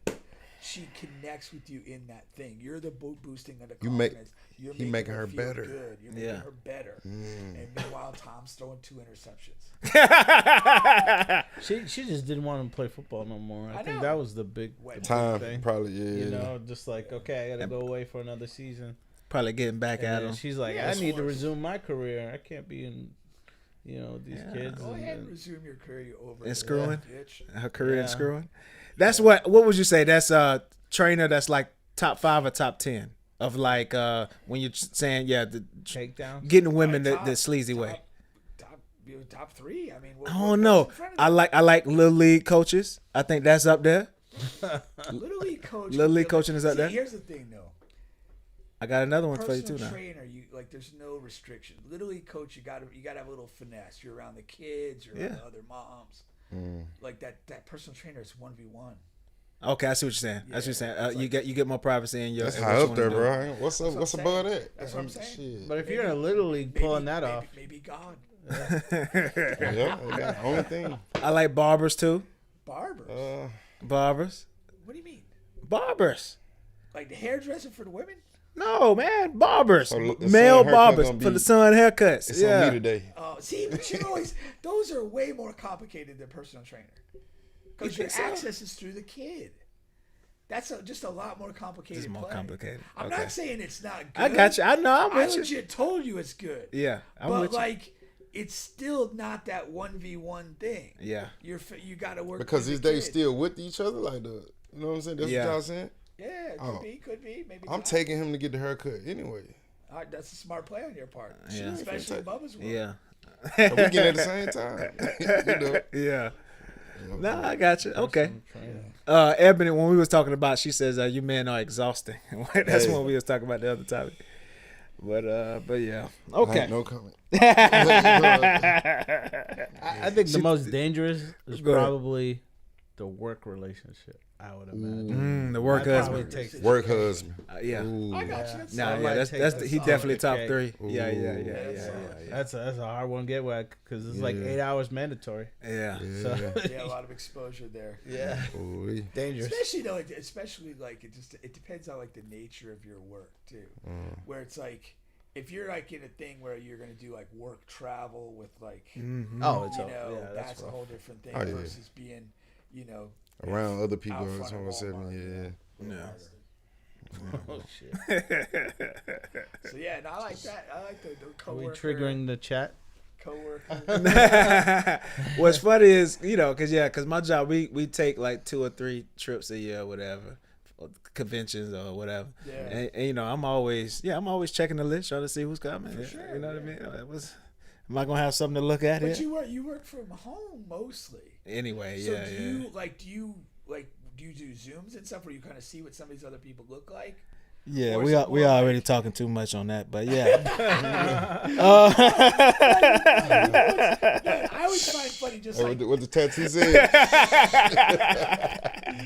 Nah, but yeah, I always find funny like there's people like that like in work where you email with them and you talk on the phone, but you don't necessarily see them. Right. And then when you yeah, see them, it's kind of Oh, it could be there. I didn't know Yeah. that's what this person was gonna look like. Yeah, that's almost like a social media thing when you do that. Yeah, like I a always catfish type of find thing. that kind of funny. Nah, facts. It's always the case too.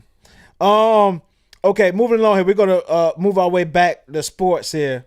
I had a take on this, right? Because there's a report that came out about Stephen A. Smith this morning, actually, that his current contract throughout his endeavors are about $40 million a year, and he's launching this political thing. It's a new show, and he's, whatever, and he still has aspirations to do it, and be in the presidential race one year, one term or whatever, and so you get a lot of people.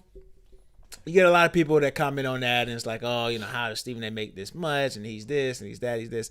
But, I really do think, man, Stephen A. is probably he's probably the most talented guy in the business.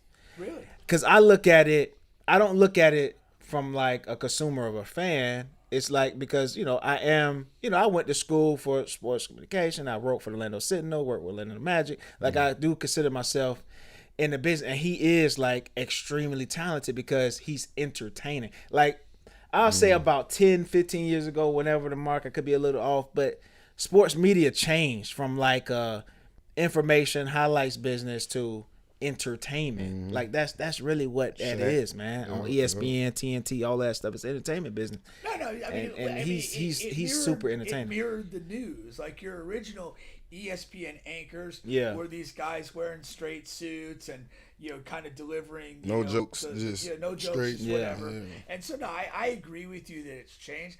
I mean, how do you define his talent though? Because I think he's just a guy he just has this kind of persona that he's crafted, and I mean, I don't find it particularly talentful. I think that maybe dumb people do, and they just shove it down our throats like a bad pop song. No, see, it's so much harder now to shove content down somebody's throat because he's yeah. What sort of content? Huh? Oh no, nothing. I knew that was coming. But he's it's a mixture of, I believe, talent and like extreme hard work. Because Stephen A. is everywhere all the time, and a lot of these are his platforms. You know what I'm saying? Yeah. So people are going and subscribing and to watch him and to hear him on different situations and stuff. Yeah. Now the political stuff, I just don't know because I'm not a political person, so I don't know how that's going to go for him and what's his viewpoints and what's his takes and all of that. You know what I mean? So I have no idea. But in the sports media, no, he his formula works, and he's the only one with it. He knows how to use a voice, I think. Yeah. Like you can see him taking his communication style. Like he'll go soft, he'll be assertive, Breath control, all of that stuff. And at the same time, I'm interested in his opinion on a lot of things. I don't know why. I don't know if I'm cast under a certain spell that so many other people are. I feel that's like it almost is you get cast under a spell with somebody who's just like there all the time. Yeah. I mean, to his credit, he gets up and he works a lot, but I mean, it's very rare that I ever agree with his opinion. It's very rare that I ever listen to an opinion he has and it makes me think or question opinion I have. Mm-hmm. I find him utterly useless. But that's not the business he's in. Well, I understand that, but I don't know. I think we preach to dummies too much. One of our biggest problems. But we know that's 70% of the. I get that's the formula, but when I look at the big picture of it, he's ultimately detrimental. I just he does a lot of goat talk, right? When everybody was talking about it was a go to this or go to that, they would ask his opinion for it, and he'd either disagree strongly or, just say something and have these reasons. And I don't know. I mean, I don't look out for him like that per se, but when he's on, I'll listen. Yeah. So it's kind of like a casual, tune in, but I wouldn't change the channel if he was on or something like that. And I wouldn't do that. But like if he's on, I'm probably gonna listen. Yeah. His political thing, that's not going to be under the ESPN umbrella. No. It'll be under something else. Okay. Yeah. The political got me. So I didn't know. I didn't know. Yeah. He wants to run for president. Yeah. He's open next to term that. Or Nah. He's building that platform now. When does he want to run? He never put a year on it or anything like that. I mean, you got to do it at 28. Are you saying that would be like best chance for him? I'm just saying like if you he's not the youngest guy in the world, and it's like you're gonna basically go 7 years from now is when you're gonna look to do this. Well, shit. You said like do a follow up from your informal announcement. The two guys we just had Trump. Interested in the job is are older guys now. They should both be dead, but I don't know. I don't get it. I don't get because I mean theoretically, what he would have in his favor would be a certain vitality and energy, and he is like a kind of in his own weird scripted way a passionate speaker. Like so it's like I don't know that I don't see the benefit of waiting literally 7 years to do this. Is he trying to like maybe get like I don't know a governor job or first? Yeah, like I don't see that. I think he would try to jump right into it. I feel like presidents they feel like since Trump really and just came in and won, they're like, oh shit, like you can come from any industry. Right, I don't have to work my way up no more. There's literally no standard to become president. Because like the next closest was like Ronald Reagan, but he was a governor. Yeah, he went from like actor to governor to whatever. So no, I mean I get. I mean the beginning in 2016 the standard for what it means to be president changed. It disappeared. They actually almost prefer like somebody who doesn't come from that world. Like depending on where the economy is, I think. No, there's always the narrative because you one of the most effective campaign strategies is to campaign against Washington. Washington is perceived as like kind of corrupted and slow moving and ineffective. I see. And so that's why I mean historically a lot of the presidents have come from the governor's seat, where you're not already part of the Washington machinery as a senator or whatever.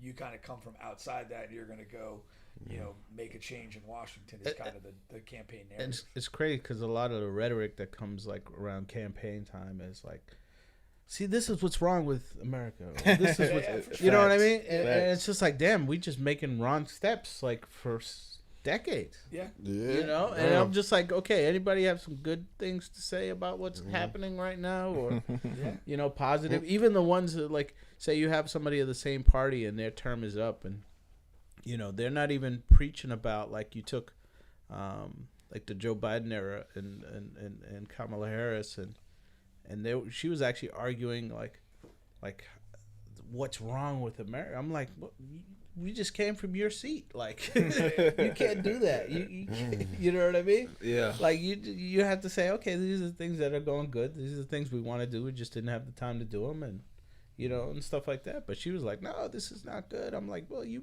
set up the table, you cooked the breakfast. Like you can't win an argument like that. Nah. Nah. And you just gotta, approach it differently. But yeah, it's just so weird that, you got people like just saying, the worst shit like when it's campaign time, like they need all the heat so that way people can show up to the polls, I guess. People respond to negativity.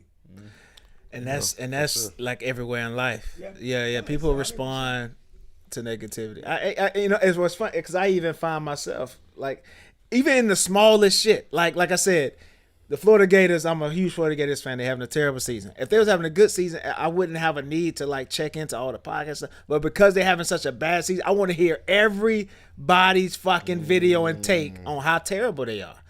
I'm just drawn to it. See, I was the opposite last year. I just wanted to check out. Yeah. From Florida State, I just was like, I quietly watched each game by myself, but like I just didn't listen to any media or anything. I didn't. You weren't going to tell me anything different. We are fucking terrible. That's how I felt about the that Patriots. Is what it is. Holy shit! So, like, I don't need to have a podcast guy tell me we're fucking terrible. I can show up on Saturday and watch and see for yourself. So I don't want to dive into any. That's just my mentality. Yeah, but and that's what everything. I love hood rat chicks. I can't get enough of them. Really? Yeah, man. I'm just all over the place. I do love negativity, man. It's so crazy. When I was watching the Patriots, it was so bad.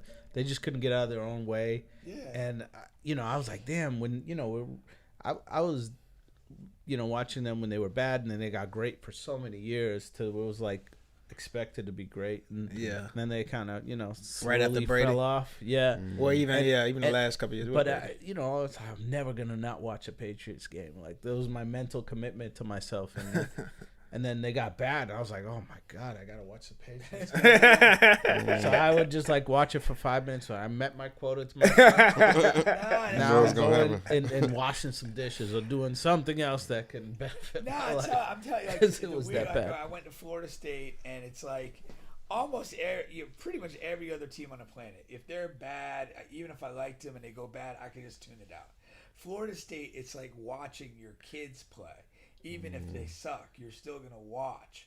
And it's just like, I don't know. It's almost like an illness. And it's like, you're still going to check in and see how bad it is. It's crazy. It feels sick when you're watching it. Yeah. No, I feel you on that. Now, who isn't sick right now is Terence Crawford, all right? After he whooped up on Canelo, all right?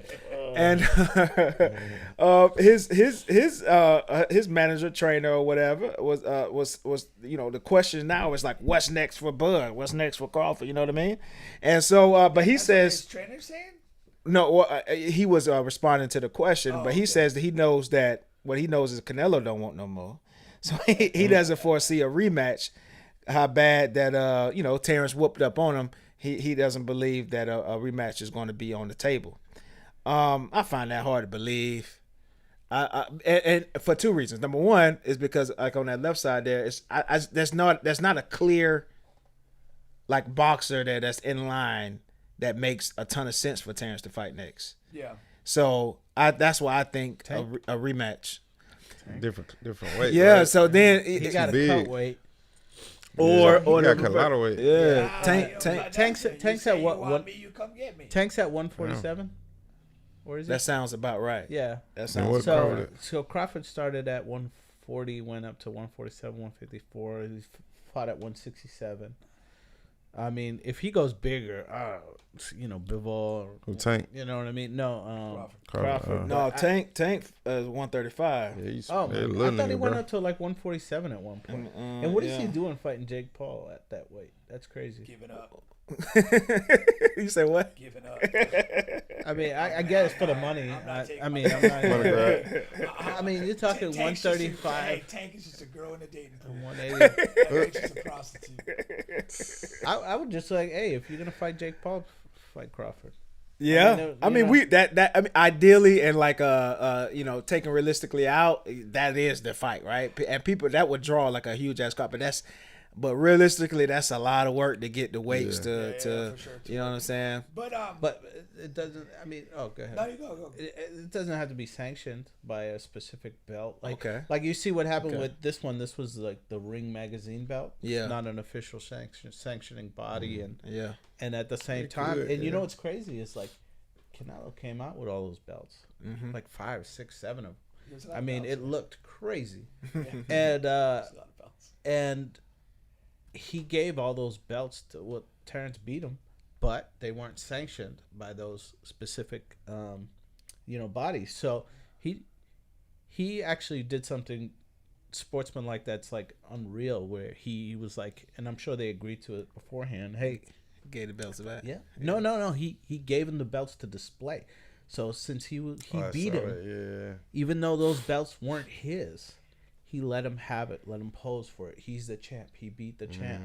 That's real. And technically, he didn't have to do that Yeah. because none of those belts were on the line. Oh, I go with you. Okay. The only belt that was, I guess, thrown in the air is the ring belt, which is more of a a media belt, but it does define who the champions are. Exactly. People do look for Okay. it. Yeah, I didn't know But that. it's not. And then the great thing about what Terrence did, which he kind of returned the favor, was give those belts back to him in a great fashion. Like, hey, thank you for acknowledging me. And that was like, I think, the best part of the whole night, was just seeing those two guys not have to like be disrespectful to each other. Yeah. Because Canelo didn't have to take that fight. You know what I No, mean? he really Like didn't. he didn't have to take that fight. No, I mean- I think I do. I want to applaud both guys. Yeah. Both guys are the very best of boxing, both from the performance side, but the out of the ring stuff. They conduct themselves like professionals. They showed respect to each other before, during, and after the fight. Just all class all the way. I mean, if you had more of that, boxing would grow. If you had guys that conduct themselves that way, that fight as well as those guys do, and just do the right things, man, boxing would grow. But you are populated by just so many, just phony guys. Just clown acts. And Crawford right now, I heard of him. He wasn't when getting Bryson the was coverage. at Crane, he actually took a picture with him. Oh yeah. Yeah, and I looked him up at that point, but I hadn't seen him fight. But I saw the last fight that he had before this one, and to me, I was like, this dude is like Floyd Mayweather with power. I like him a lot, and that's why I was super hyped to see this fight. He's right now among my favorite dudes on the planet. Canelo even said that he was the better fighter. Better than Floyd. Yeah. That's Floyd. bullshit, bro. Floyd beat the shit out of Canelo. Well, I'm going to tell you this, Of course but he gonna at the say same that. time, so Floyd had this issue with his wrist and with his hand, to where like he hurt it over the years a few times, and that's probably changed up his style a little bit, or his selection of punches. Over the last No, I've heard definitely when he started to have essentially chronic hand issues, he changed his technique, became more defensive, more you can't hit me, and really sparingly threw heavy shots, out of the fear of damaging his hand. That hand. And so that was a big turning point in his career. Yeah. It also kind of coincided with the Pretty Boy Floyd to Money Mayweather, switch over too. So I mean, I respect Floyd to a point, but and I do respect him for continuing to fight through essentially like a chronic injury. But I just feel like the back half of his career, he kind of picked and chose who he fought, when he fought him, always to his extreme advantage. And what stands out about the Crawford fight is he goes up to fight a guy that everybody has a lot of respect for late in his career. He's 38 years old. He's not a guy that's had like a bunch of huge money fights. He's had a great record, but an argument, not the greatest competition. But here he is late in his career, going Bernard for something. Hopkins style. I like that. nothing you could take away from him. But for that, all those same reasons is why I don't compare him to Floyd. I mean, Floyd is the best fighter I've ever He seen. did fight a lot of champions over the years, and Floyd? the Manny Pacquiao. You think Floyd and Tank ever happen? Floyd and Tank? No. Nah, I don't want to see Floyd again. I mean, he's going to do the thing with Tyson, I guess. How Right? does that work? It's going to be the unsanctioned thing that you talked about, and then you just meet up and fight and have cameras and money on the line. But They made money. Tyson didn't look good that last bout. I was just, no, Pete called his it too. legs were the main thing, and that was his strength Yeah, throughout From his them whole punches, career is how quickly he can get inside using his legs. And once he, age kind of catches up with you, and you lose There's that, no and all of kinda a sudden, about it. but will people does, watch yeah. that? Will people watch it again, knowing what they saw from Tyson? What was that? A year ago now? I mean, 2 they years? love him. Year ago. Yeah, they love him. And so will people watch it 2 years The removed? same For people sure. that watch Stephen A. Because that we have just a bunch of people that are just easily drawn to stuff, and they'll do the promo, they'll talk some trash, I to let each they other, hate each whatever. other. Yeah. And just honestly, there's a base curiosity of what that looks like. Super fights. Heavyweight, not even the super, but like heavyweight Mike, strong, this, that, the other thing, and then essentially lightweight by comparison, Floyd. What does that look like in the ring? There's a curiosity to that. And then again, both guys are older and all that. But just simply having a certified heavyweight against a guy that's fought most of his career in the lighter weight classes, what does that look like?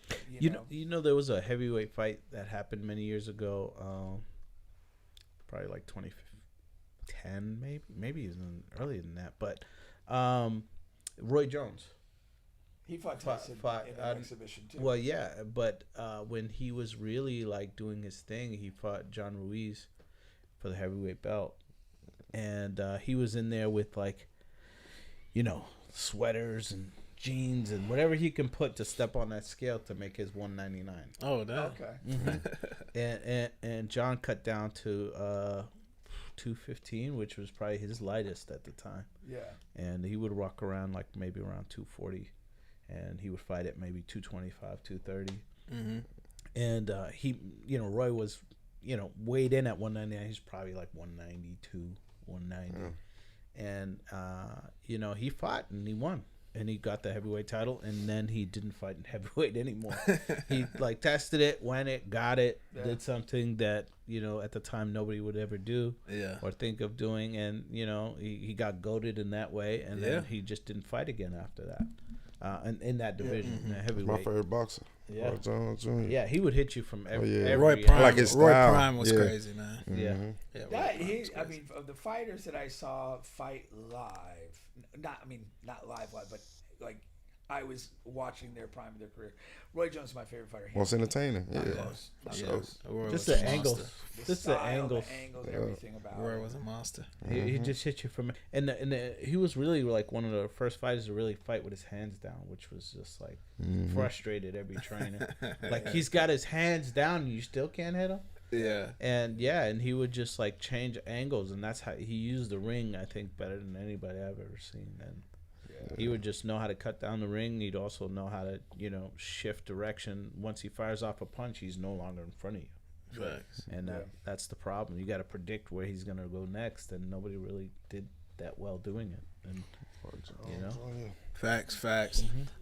Before we get back to 10 here, I had one more football topic here.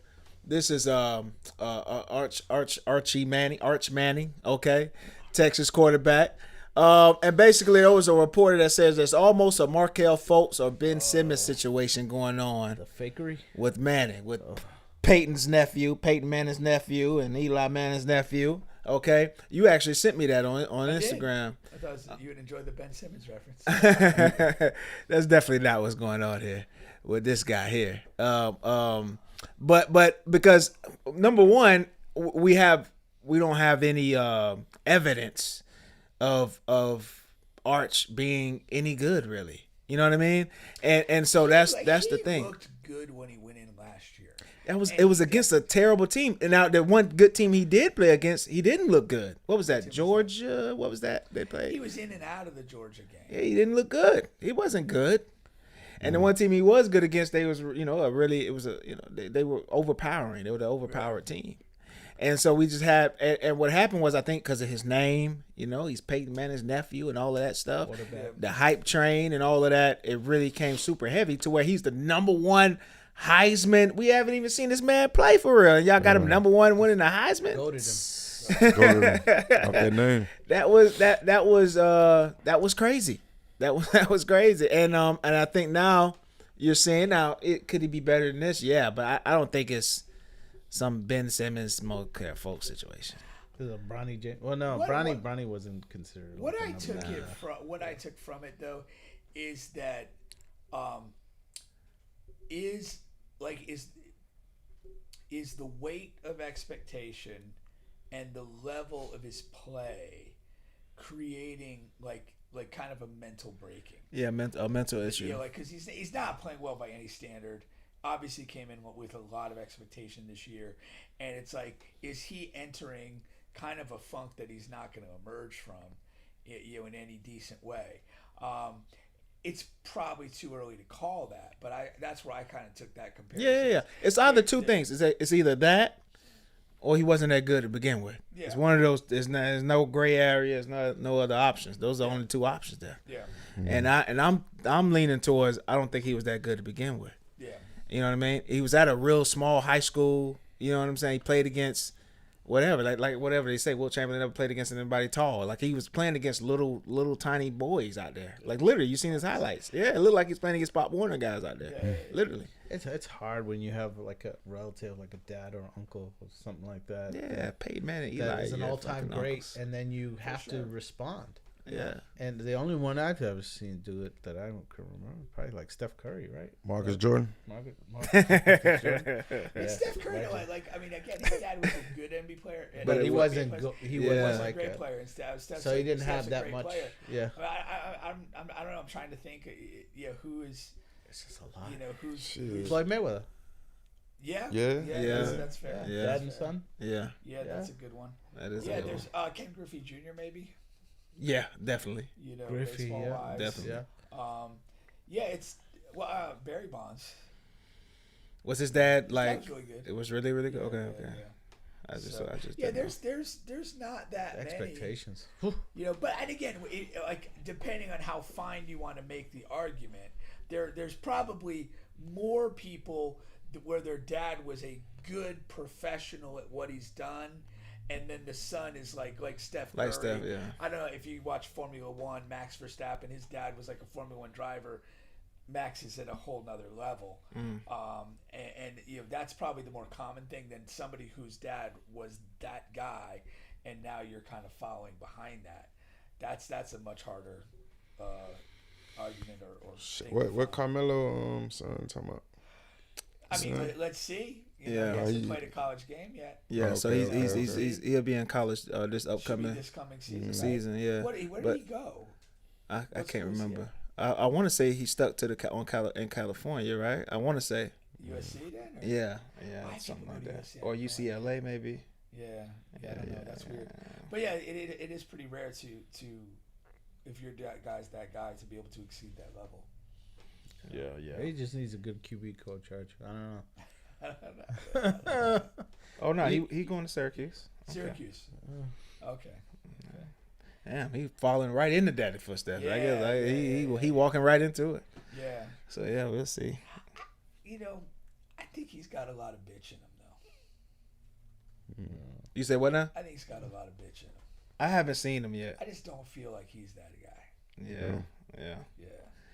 Yeah. We'll see, man. We'll see. So is Bryce James? Is he that? Is he the truth? No. Now, I've been saying he's gonna be better than Bronny, but that might not be saying much, right? but he went through a high school career where he really didn't put up impressive statistics at all. Yeah. He's going to Arizona, which is a good place to play basketball, but nobody's saying like he's a top 10, 15, 20 guy in the country for his class. So I don't see it at all. But what's different from him and Bronny is he has the size and athleticism.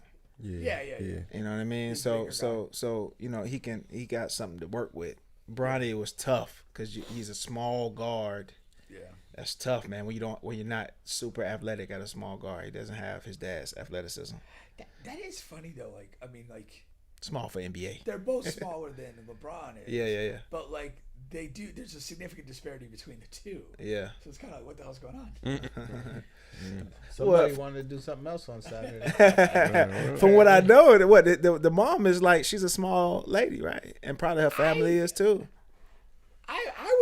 I don't think she's a small woman. I think she's more like an average size. Oh, okay. She might be smaller 5'6", compared to 5'7" him or something. Yeah. But I stand next to him, you're gonna look small. But I don't think she's like a woman who's 5'2" or something. Yeah. They just took his genes. Unless Bronny is Delonte West's son. No.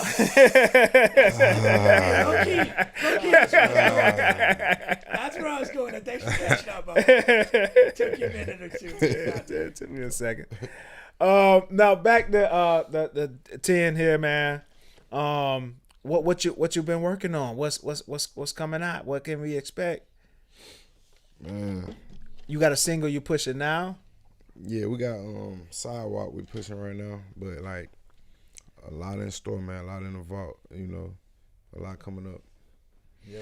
Yeah, man. So when you take a single like Sidewalk, what's all into pushing it like nowadays, like now? What spoke to me about Sidewalk was the fact that it was just such, like you said, such a real record. Mm-hmm. Yeah. And I really think people like really, I wouldn't say buying in, but they want to receive these kind of messages that just a lot of the shit talking, I would say, minus maybe one or two artists that are getting away with it, but like for most of that shit talking rap is pretty much like kind of subsided. Yeah. Whenever money gets tight in the States, like all of a sudden all that jewel talk and I got this and I got that and that all kind of gets thrown out the window because people are like really worried about like what's happening right now. Never mind all that shit. I gotta pay the That's rent. why it's hard for like records like Sidewalk. When I'm preaching like for kids and the youth to actually, it's okay to be on this side. You know what I'm saying? Everybody don't have to talk about or tote a gun or not even tote a gun, but like, you know, the shit that these niggas be talking about. It's okay to not be on that side. So I feel like it's brave for an artist to speak on these things. You know what I'm saying? Because that's not what's being pushed. Yeah, it's you know, at all. Lean into the narratives that are being pushed. And it's important not to like chase that bunny, you know? Yeah. Not to chase it and be like, oh, that's what people are talking about, or that's what people are responding to. So it's my job to like say the most ignorant shit, and that's, you know, sometimes you just say what's on your mind and let everybody else catch up. You know, yeah, let everybody catch up, and that'll come full circle. All All these songs, like he's an emerging talent. You know, he still has much growing to do in the sense of like whatever his final product is, we haven't heard it yet. Mm-hmm. So the great thing about it is when people are gonna dive into somebody like 10, about how much fun they're gonna have hearing his old records and just seeing that and say, damn. You know, I really should have been on this a long time ago. I don't know how this slipped through my fingers. The frustration behind that. Yeah. And that's what people are gonna timeless. Yeah, are gonna get into. Like a lot of the records are gonna turn around. You're like, oh man, this was a hit record, and now it's kind of seeing. And you know, that's a great thing about music is like you can pick it up, dust it off, and play it like it was brand new. I mean, I've seen stuff on like different platforms like. Have these songs take off, and these songs are like 7-8 years old or even older. Yeah, Bubba, you talked about that. Yeah. It just happened all to me. the time. It's next story. They're just looking to connect. You know. Now, let me ask you this too. Now, as far as how should I put this here? Because it's two questions. Number one, are you thinking about any other features coming up here, like from any mainstream artists that we might know? Let's start there. Yes, I got a song with, Boss Man D-Lo. This should be dropping soon. Oh yeah? Yeah, that'll be the next record too. Yeah. Okay. It's already done? You're just waiting to put it out? Video shot and everything. How you feel about it? Oh, it's one. Yeah? Yeah, I'll show it to you after this. It's one. It showcased both artists in a really both artists in both really talents. Good situation. Okay. So, yeah, it was. That's really what's up. Nice. Now that's a big one now. What goes into like when you're gonna do a feature? Like, are there features that like are potentially available to you, but you just don't feel like that's gonna be a good vibe with you and that other artist, or like what is the thought process there? It's 100% vibe. Especially if it's coming organic and not going through the label. You have to vibe with the artist, you know what I'm saying? Because you got to be in the studio with them. Sure. Or if they even send in a song, you got to perform this song with them, once it's done. So it's 100% the vibe. Yeah. You got to want to do the record. Yeah. Like people tell when you don't want to do it. Like the lyrics are lousy, the performance is terrible.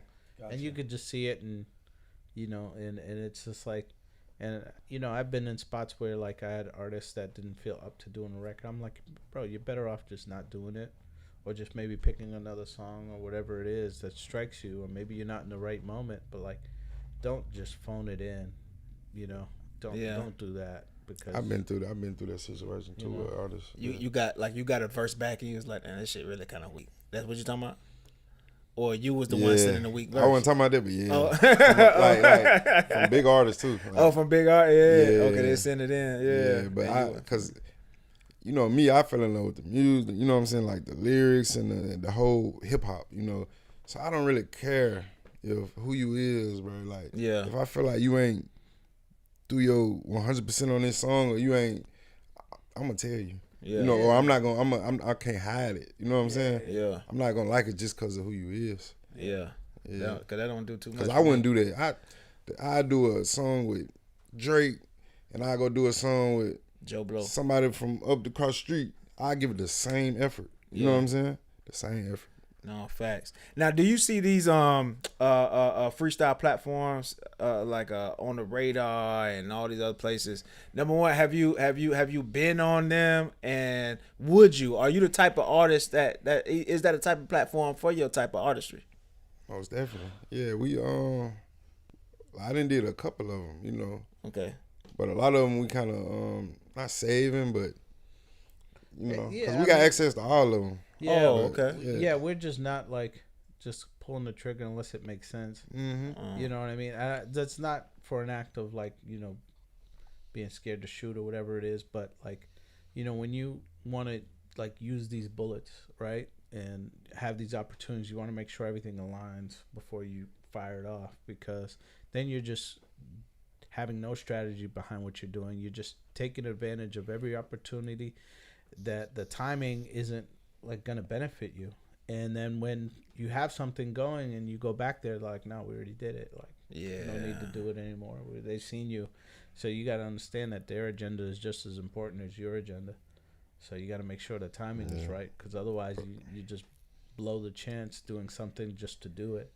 And then, you know, they look at it like, we did it already. So we don't have to but for the artists listening, though, it's a thin line, because it's like, yeah, that's true, but also sometimes you just gotta go do it. You know what I'm saying? Sometimes you just gotta do it, because you never know what may happen. Yeah, like you just do it. Like, I can't tell you to wait. I never tell them to wait on nothing, especially if they independent and coming up trying to do it. Man, just do it. Oh yeah, as opposed to like not doing anything at all. You know what I'm saying? Like, I'm gonna just sit here and not do it. You know, understand that. You know what I mean? But like, you know, if you're really trying to line something up, you could just line it up as long as you get it done and you get the things that need to be done. But if you're going from straight inactivity to like, oh, it's just not the right time and all this other shit, now you're ducking the situation. You know what I mean? So a lot of artists get caught up in that. And but you know, if you have a pathway to kind of get this stuff across, you want to have a little forethought. I mean, I guess that's why you got me, because I was just like, just go whatever you want to do and shit like that. But like, I'll be doing that. I'm trying to like, okay. Now I have two quick. We're gonna close the show, but I got two quick questions for you. But before, I want to make sure that for those who don't know, you know, what can they find more 10 music and you know what I mean? All social media platforms, and what's your name and all of that stuff. For sure. 10% on all platforms, 10%, no space. I am 10% to Instagram. So you can Google me. Just 10%. There you go. Facts. That's what I had to do before the show. To get the picture. Because I don't know, for some reason, I was just putting in 10% on Instagram, wasn't coming up, so I had to Google. But like you said, I am 10% on Instagram. Yeah, I am 10%. So I didn't know that until. Now, when you put just 10%, it ain't come up? It ain't come up, nah. That's crazy. It usually do. Yeah. But it came up on Google, so you know what I'm saying? Now, okay, before we close the show out, all right?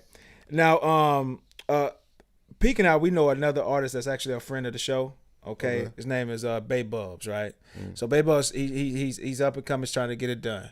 Yeah. So what if you had to give any type of advice to a up and coming rapper? What are you like? What would you give him?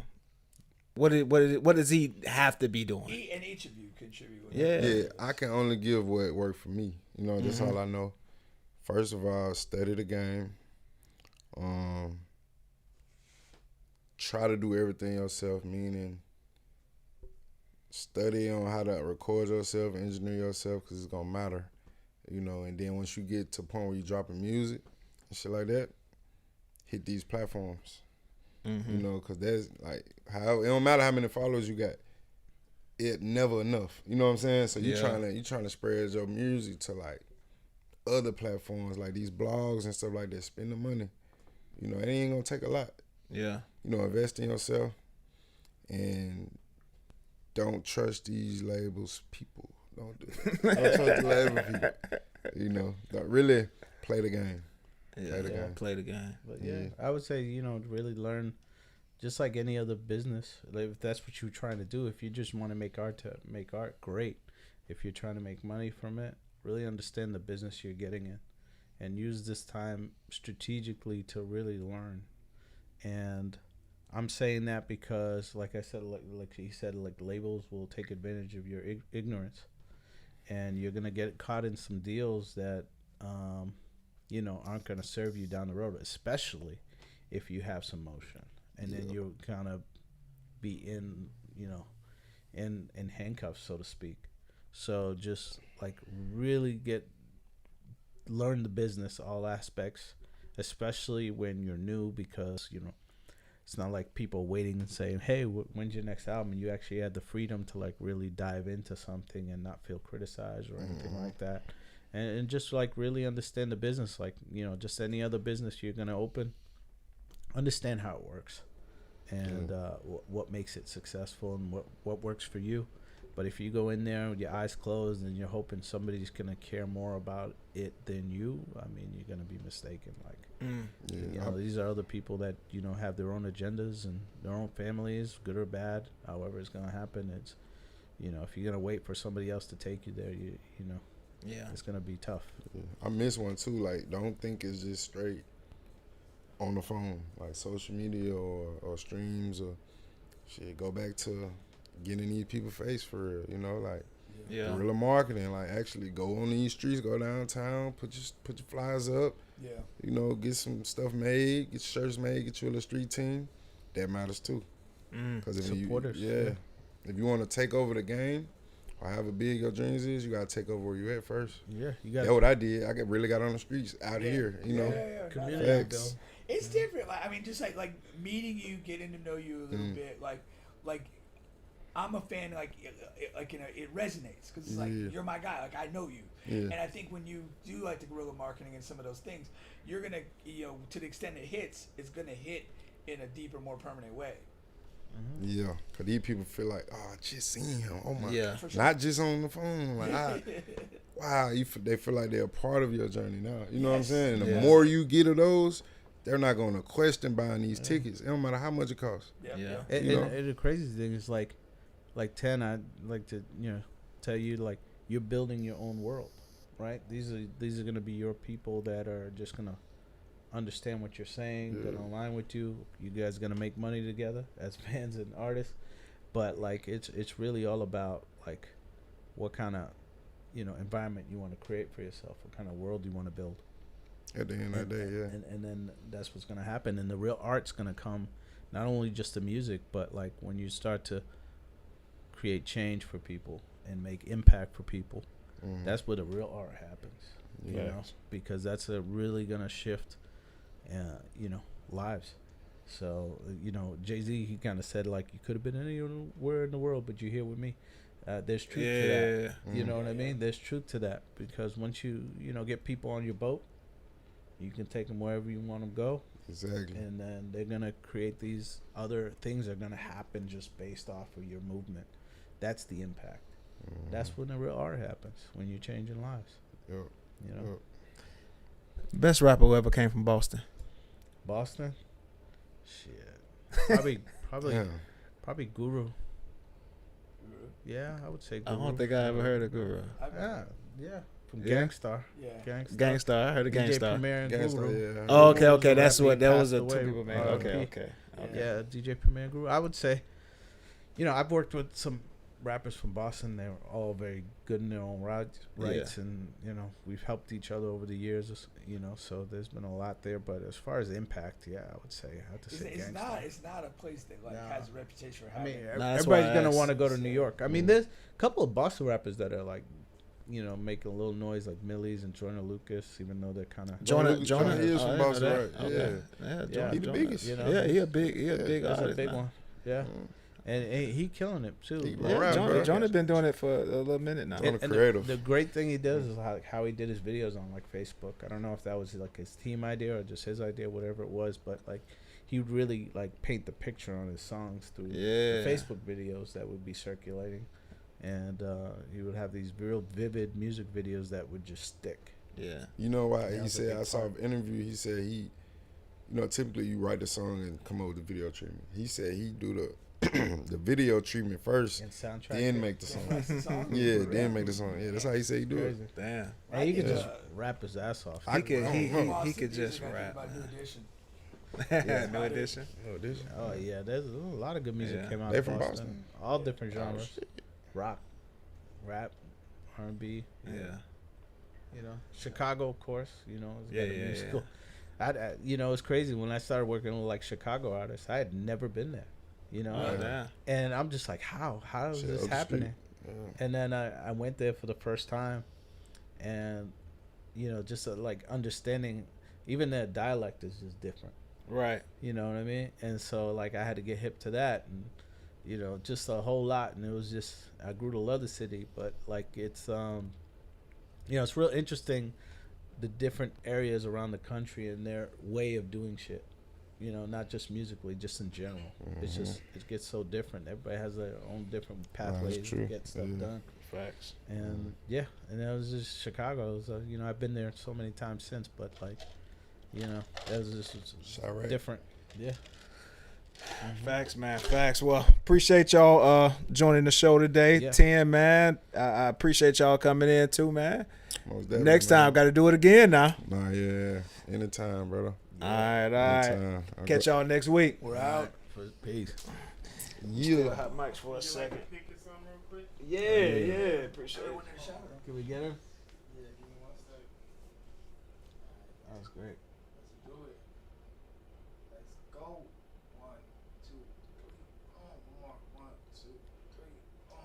Yeah. Right in there.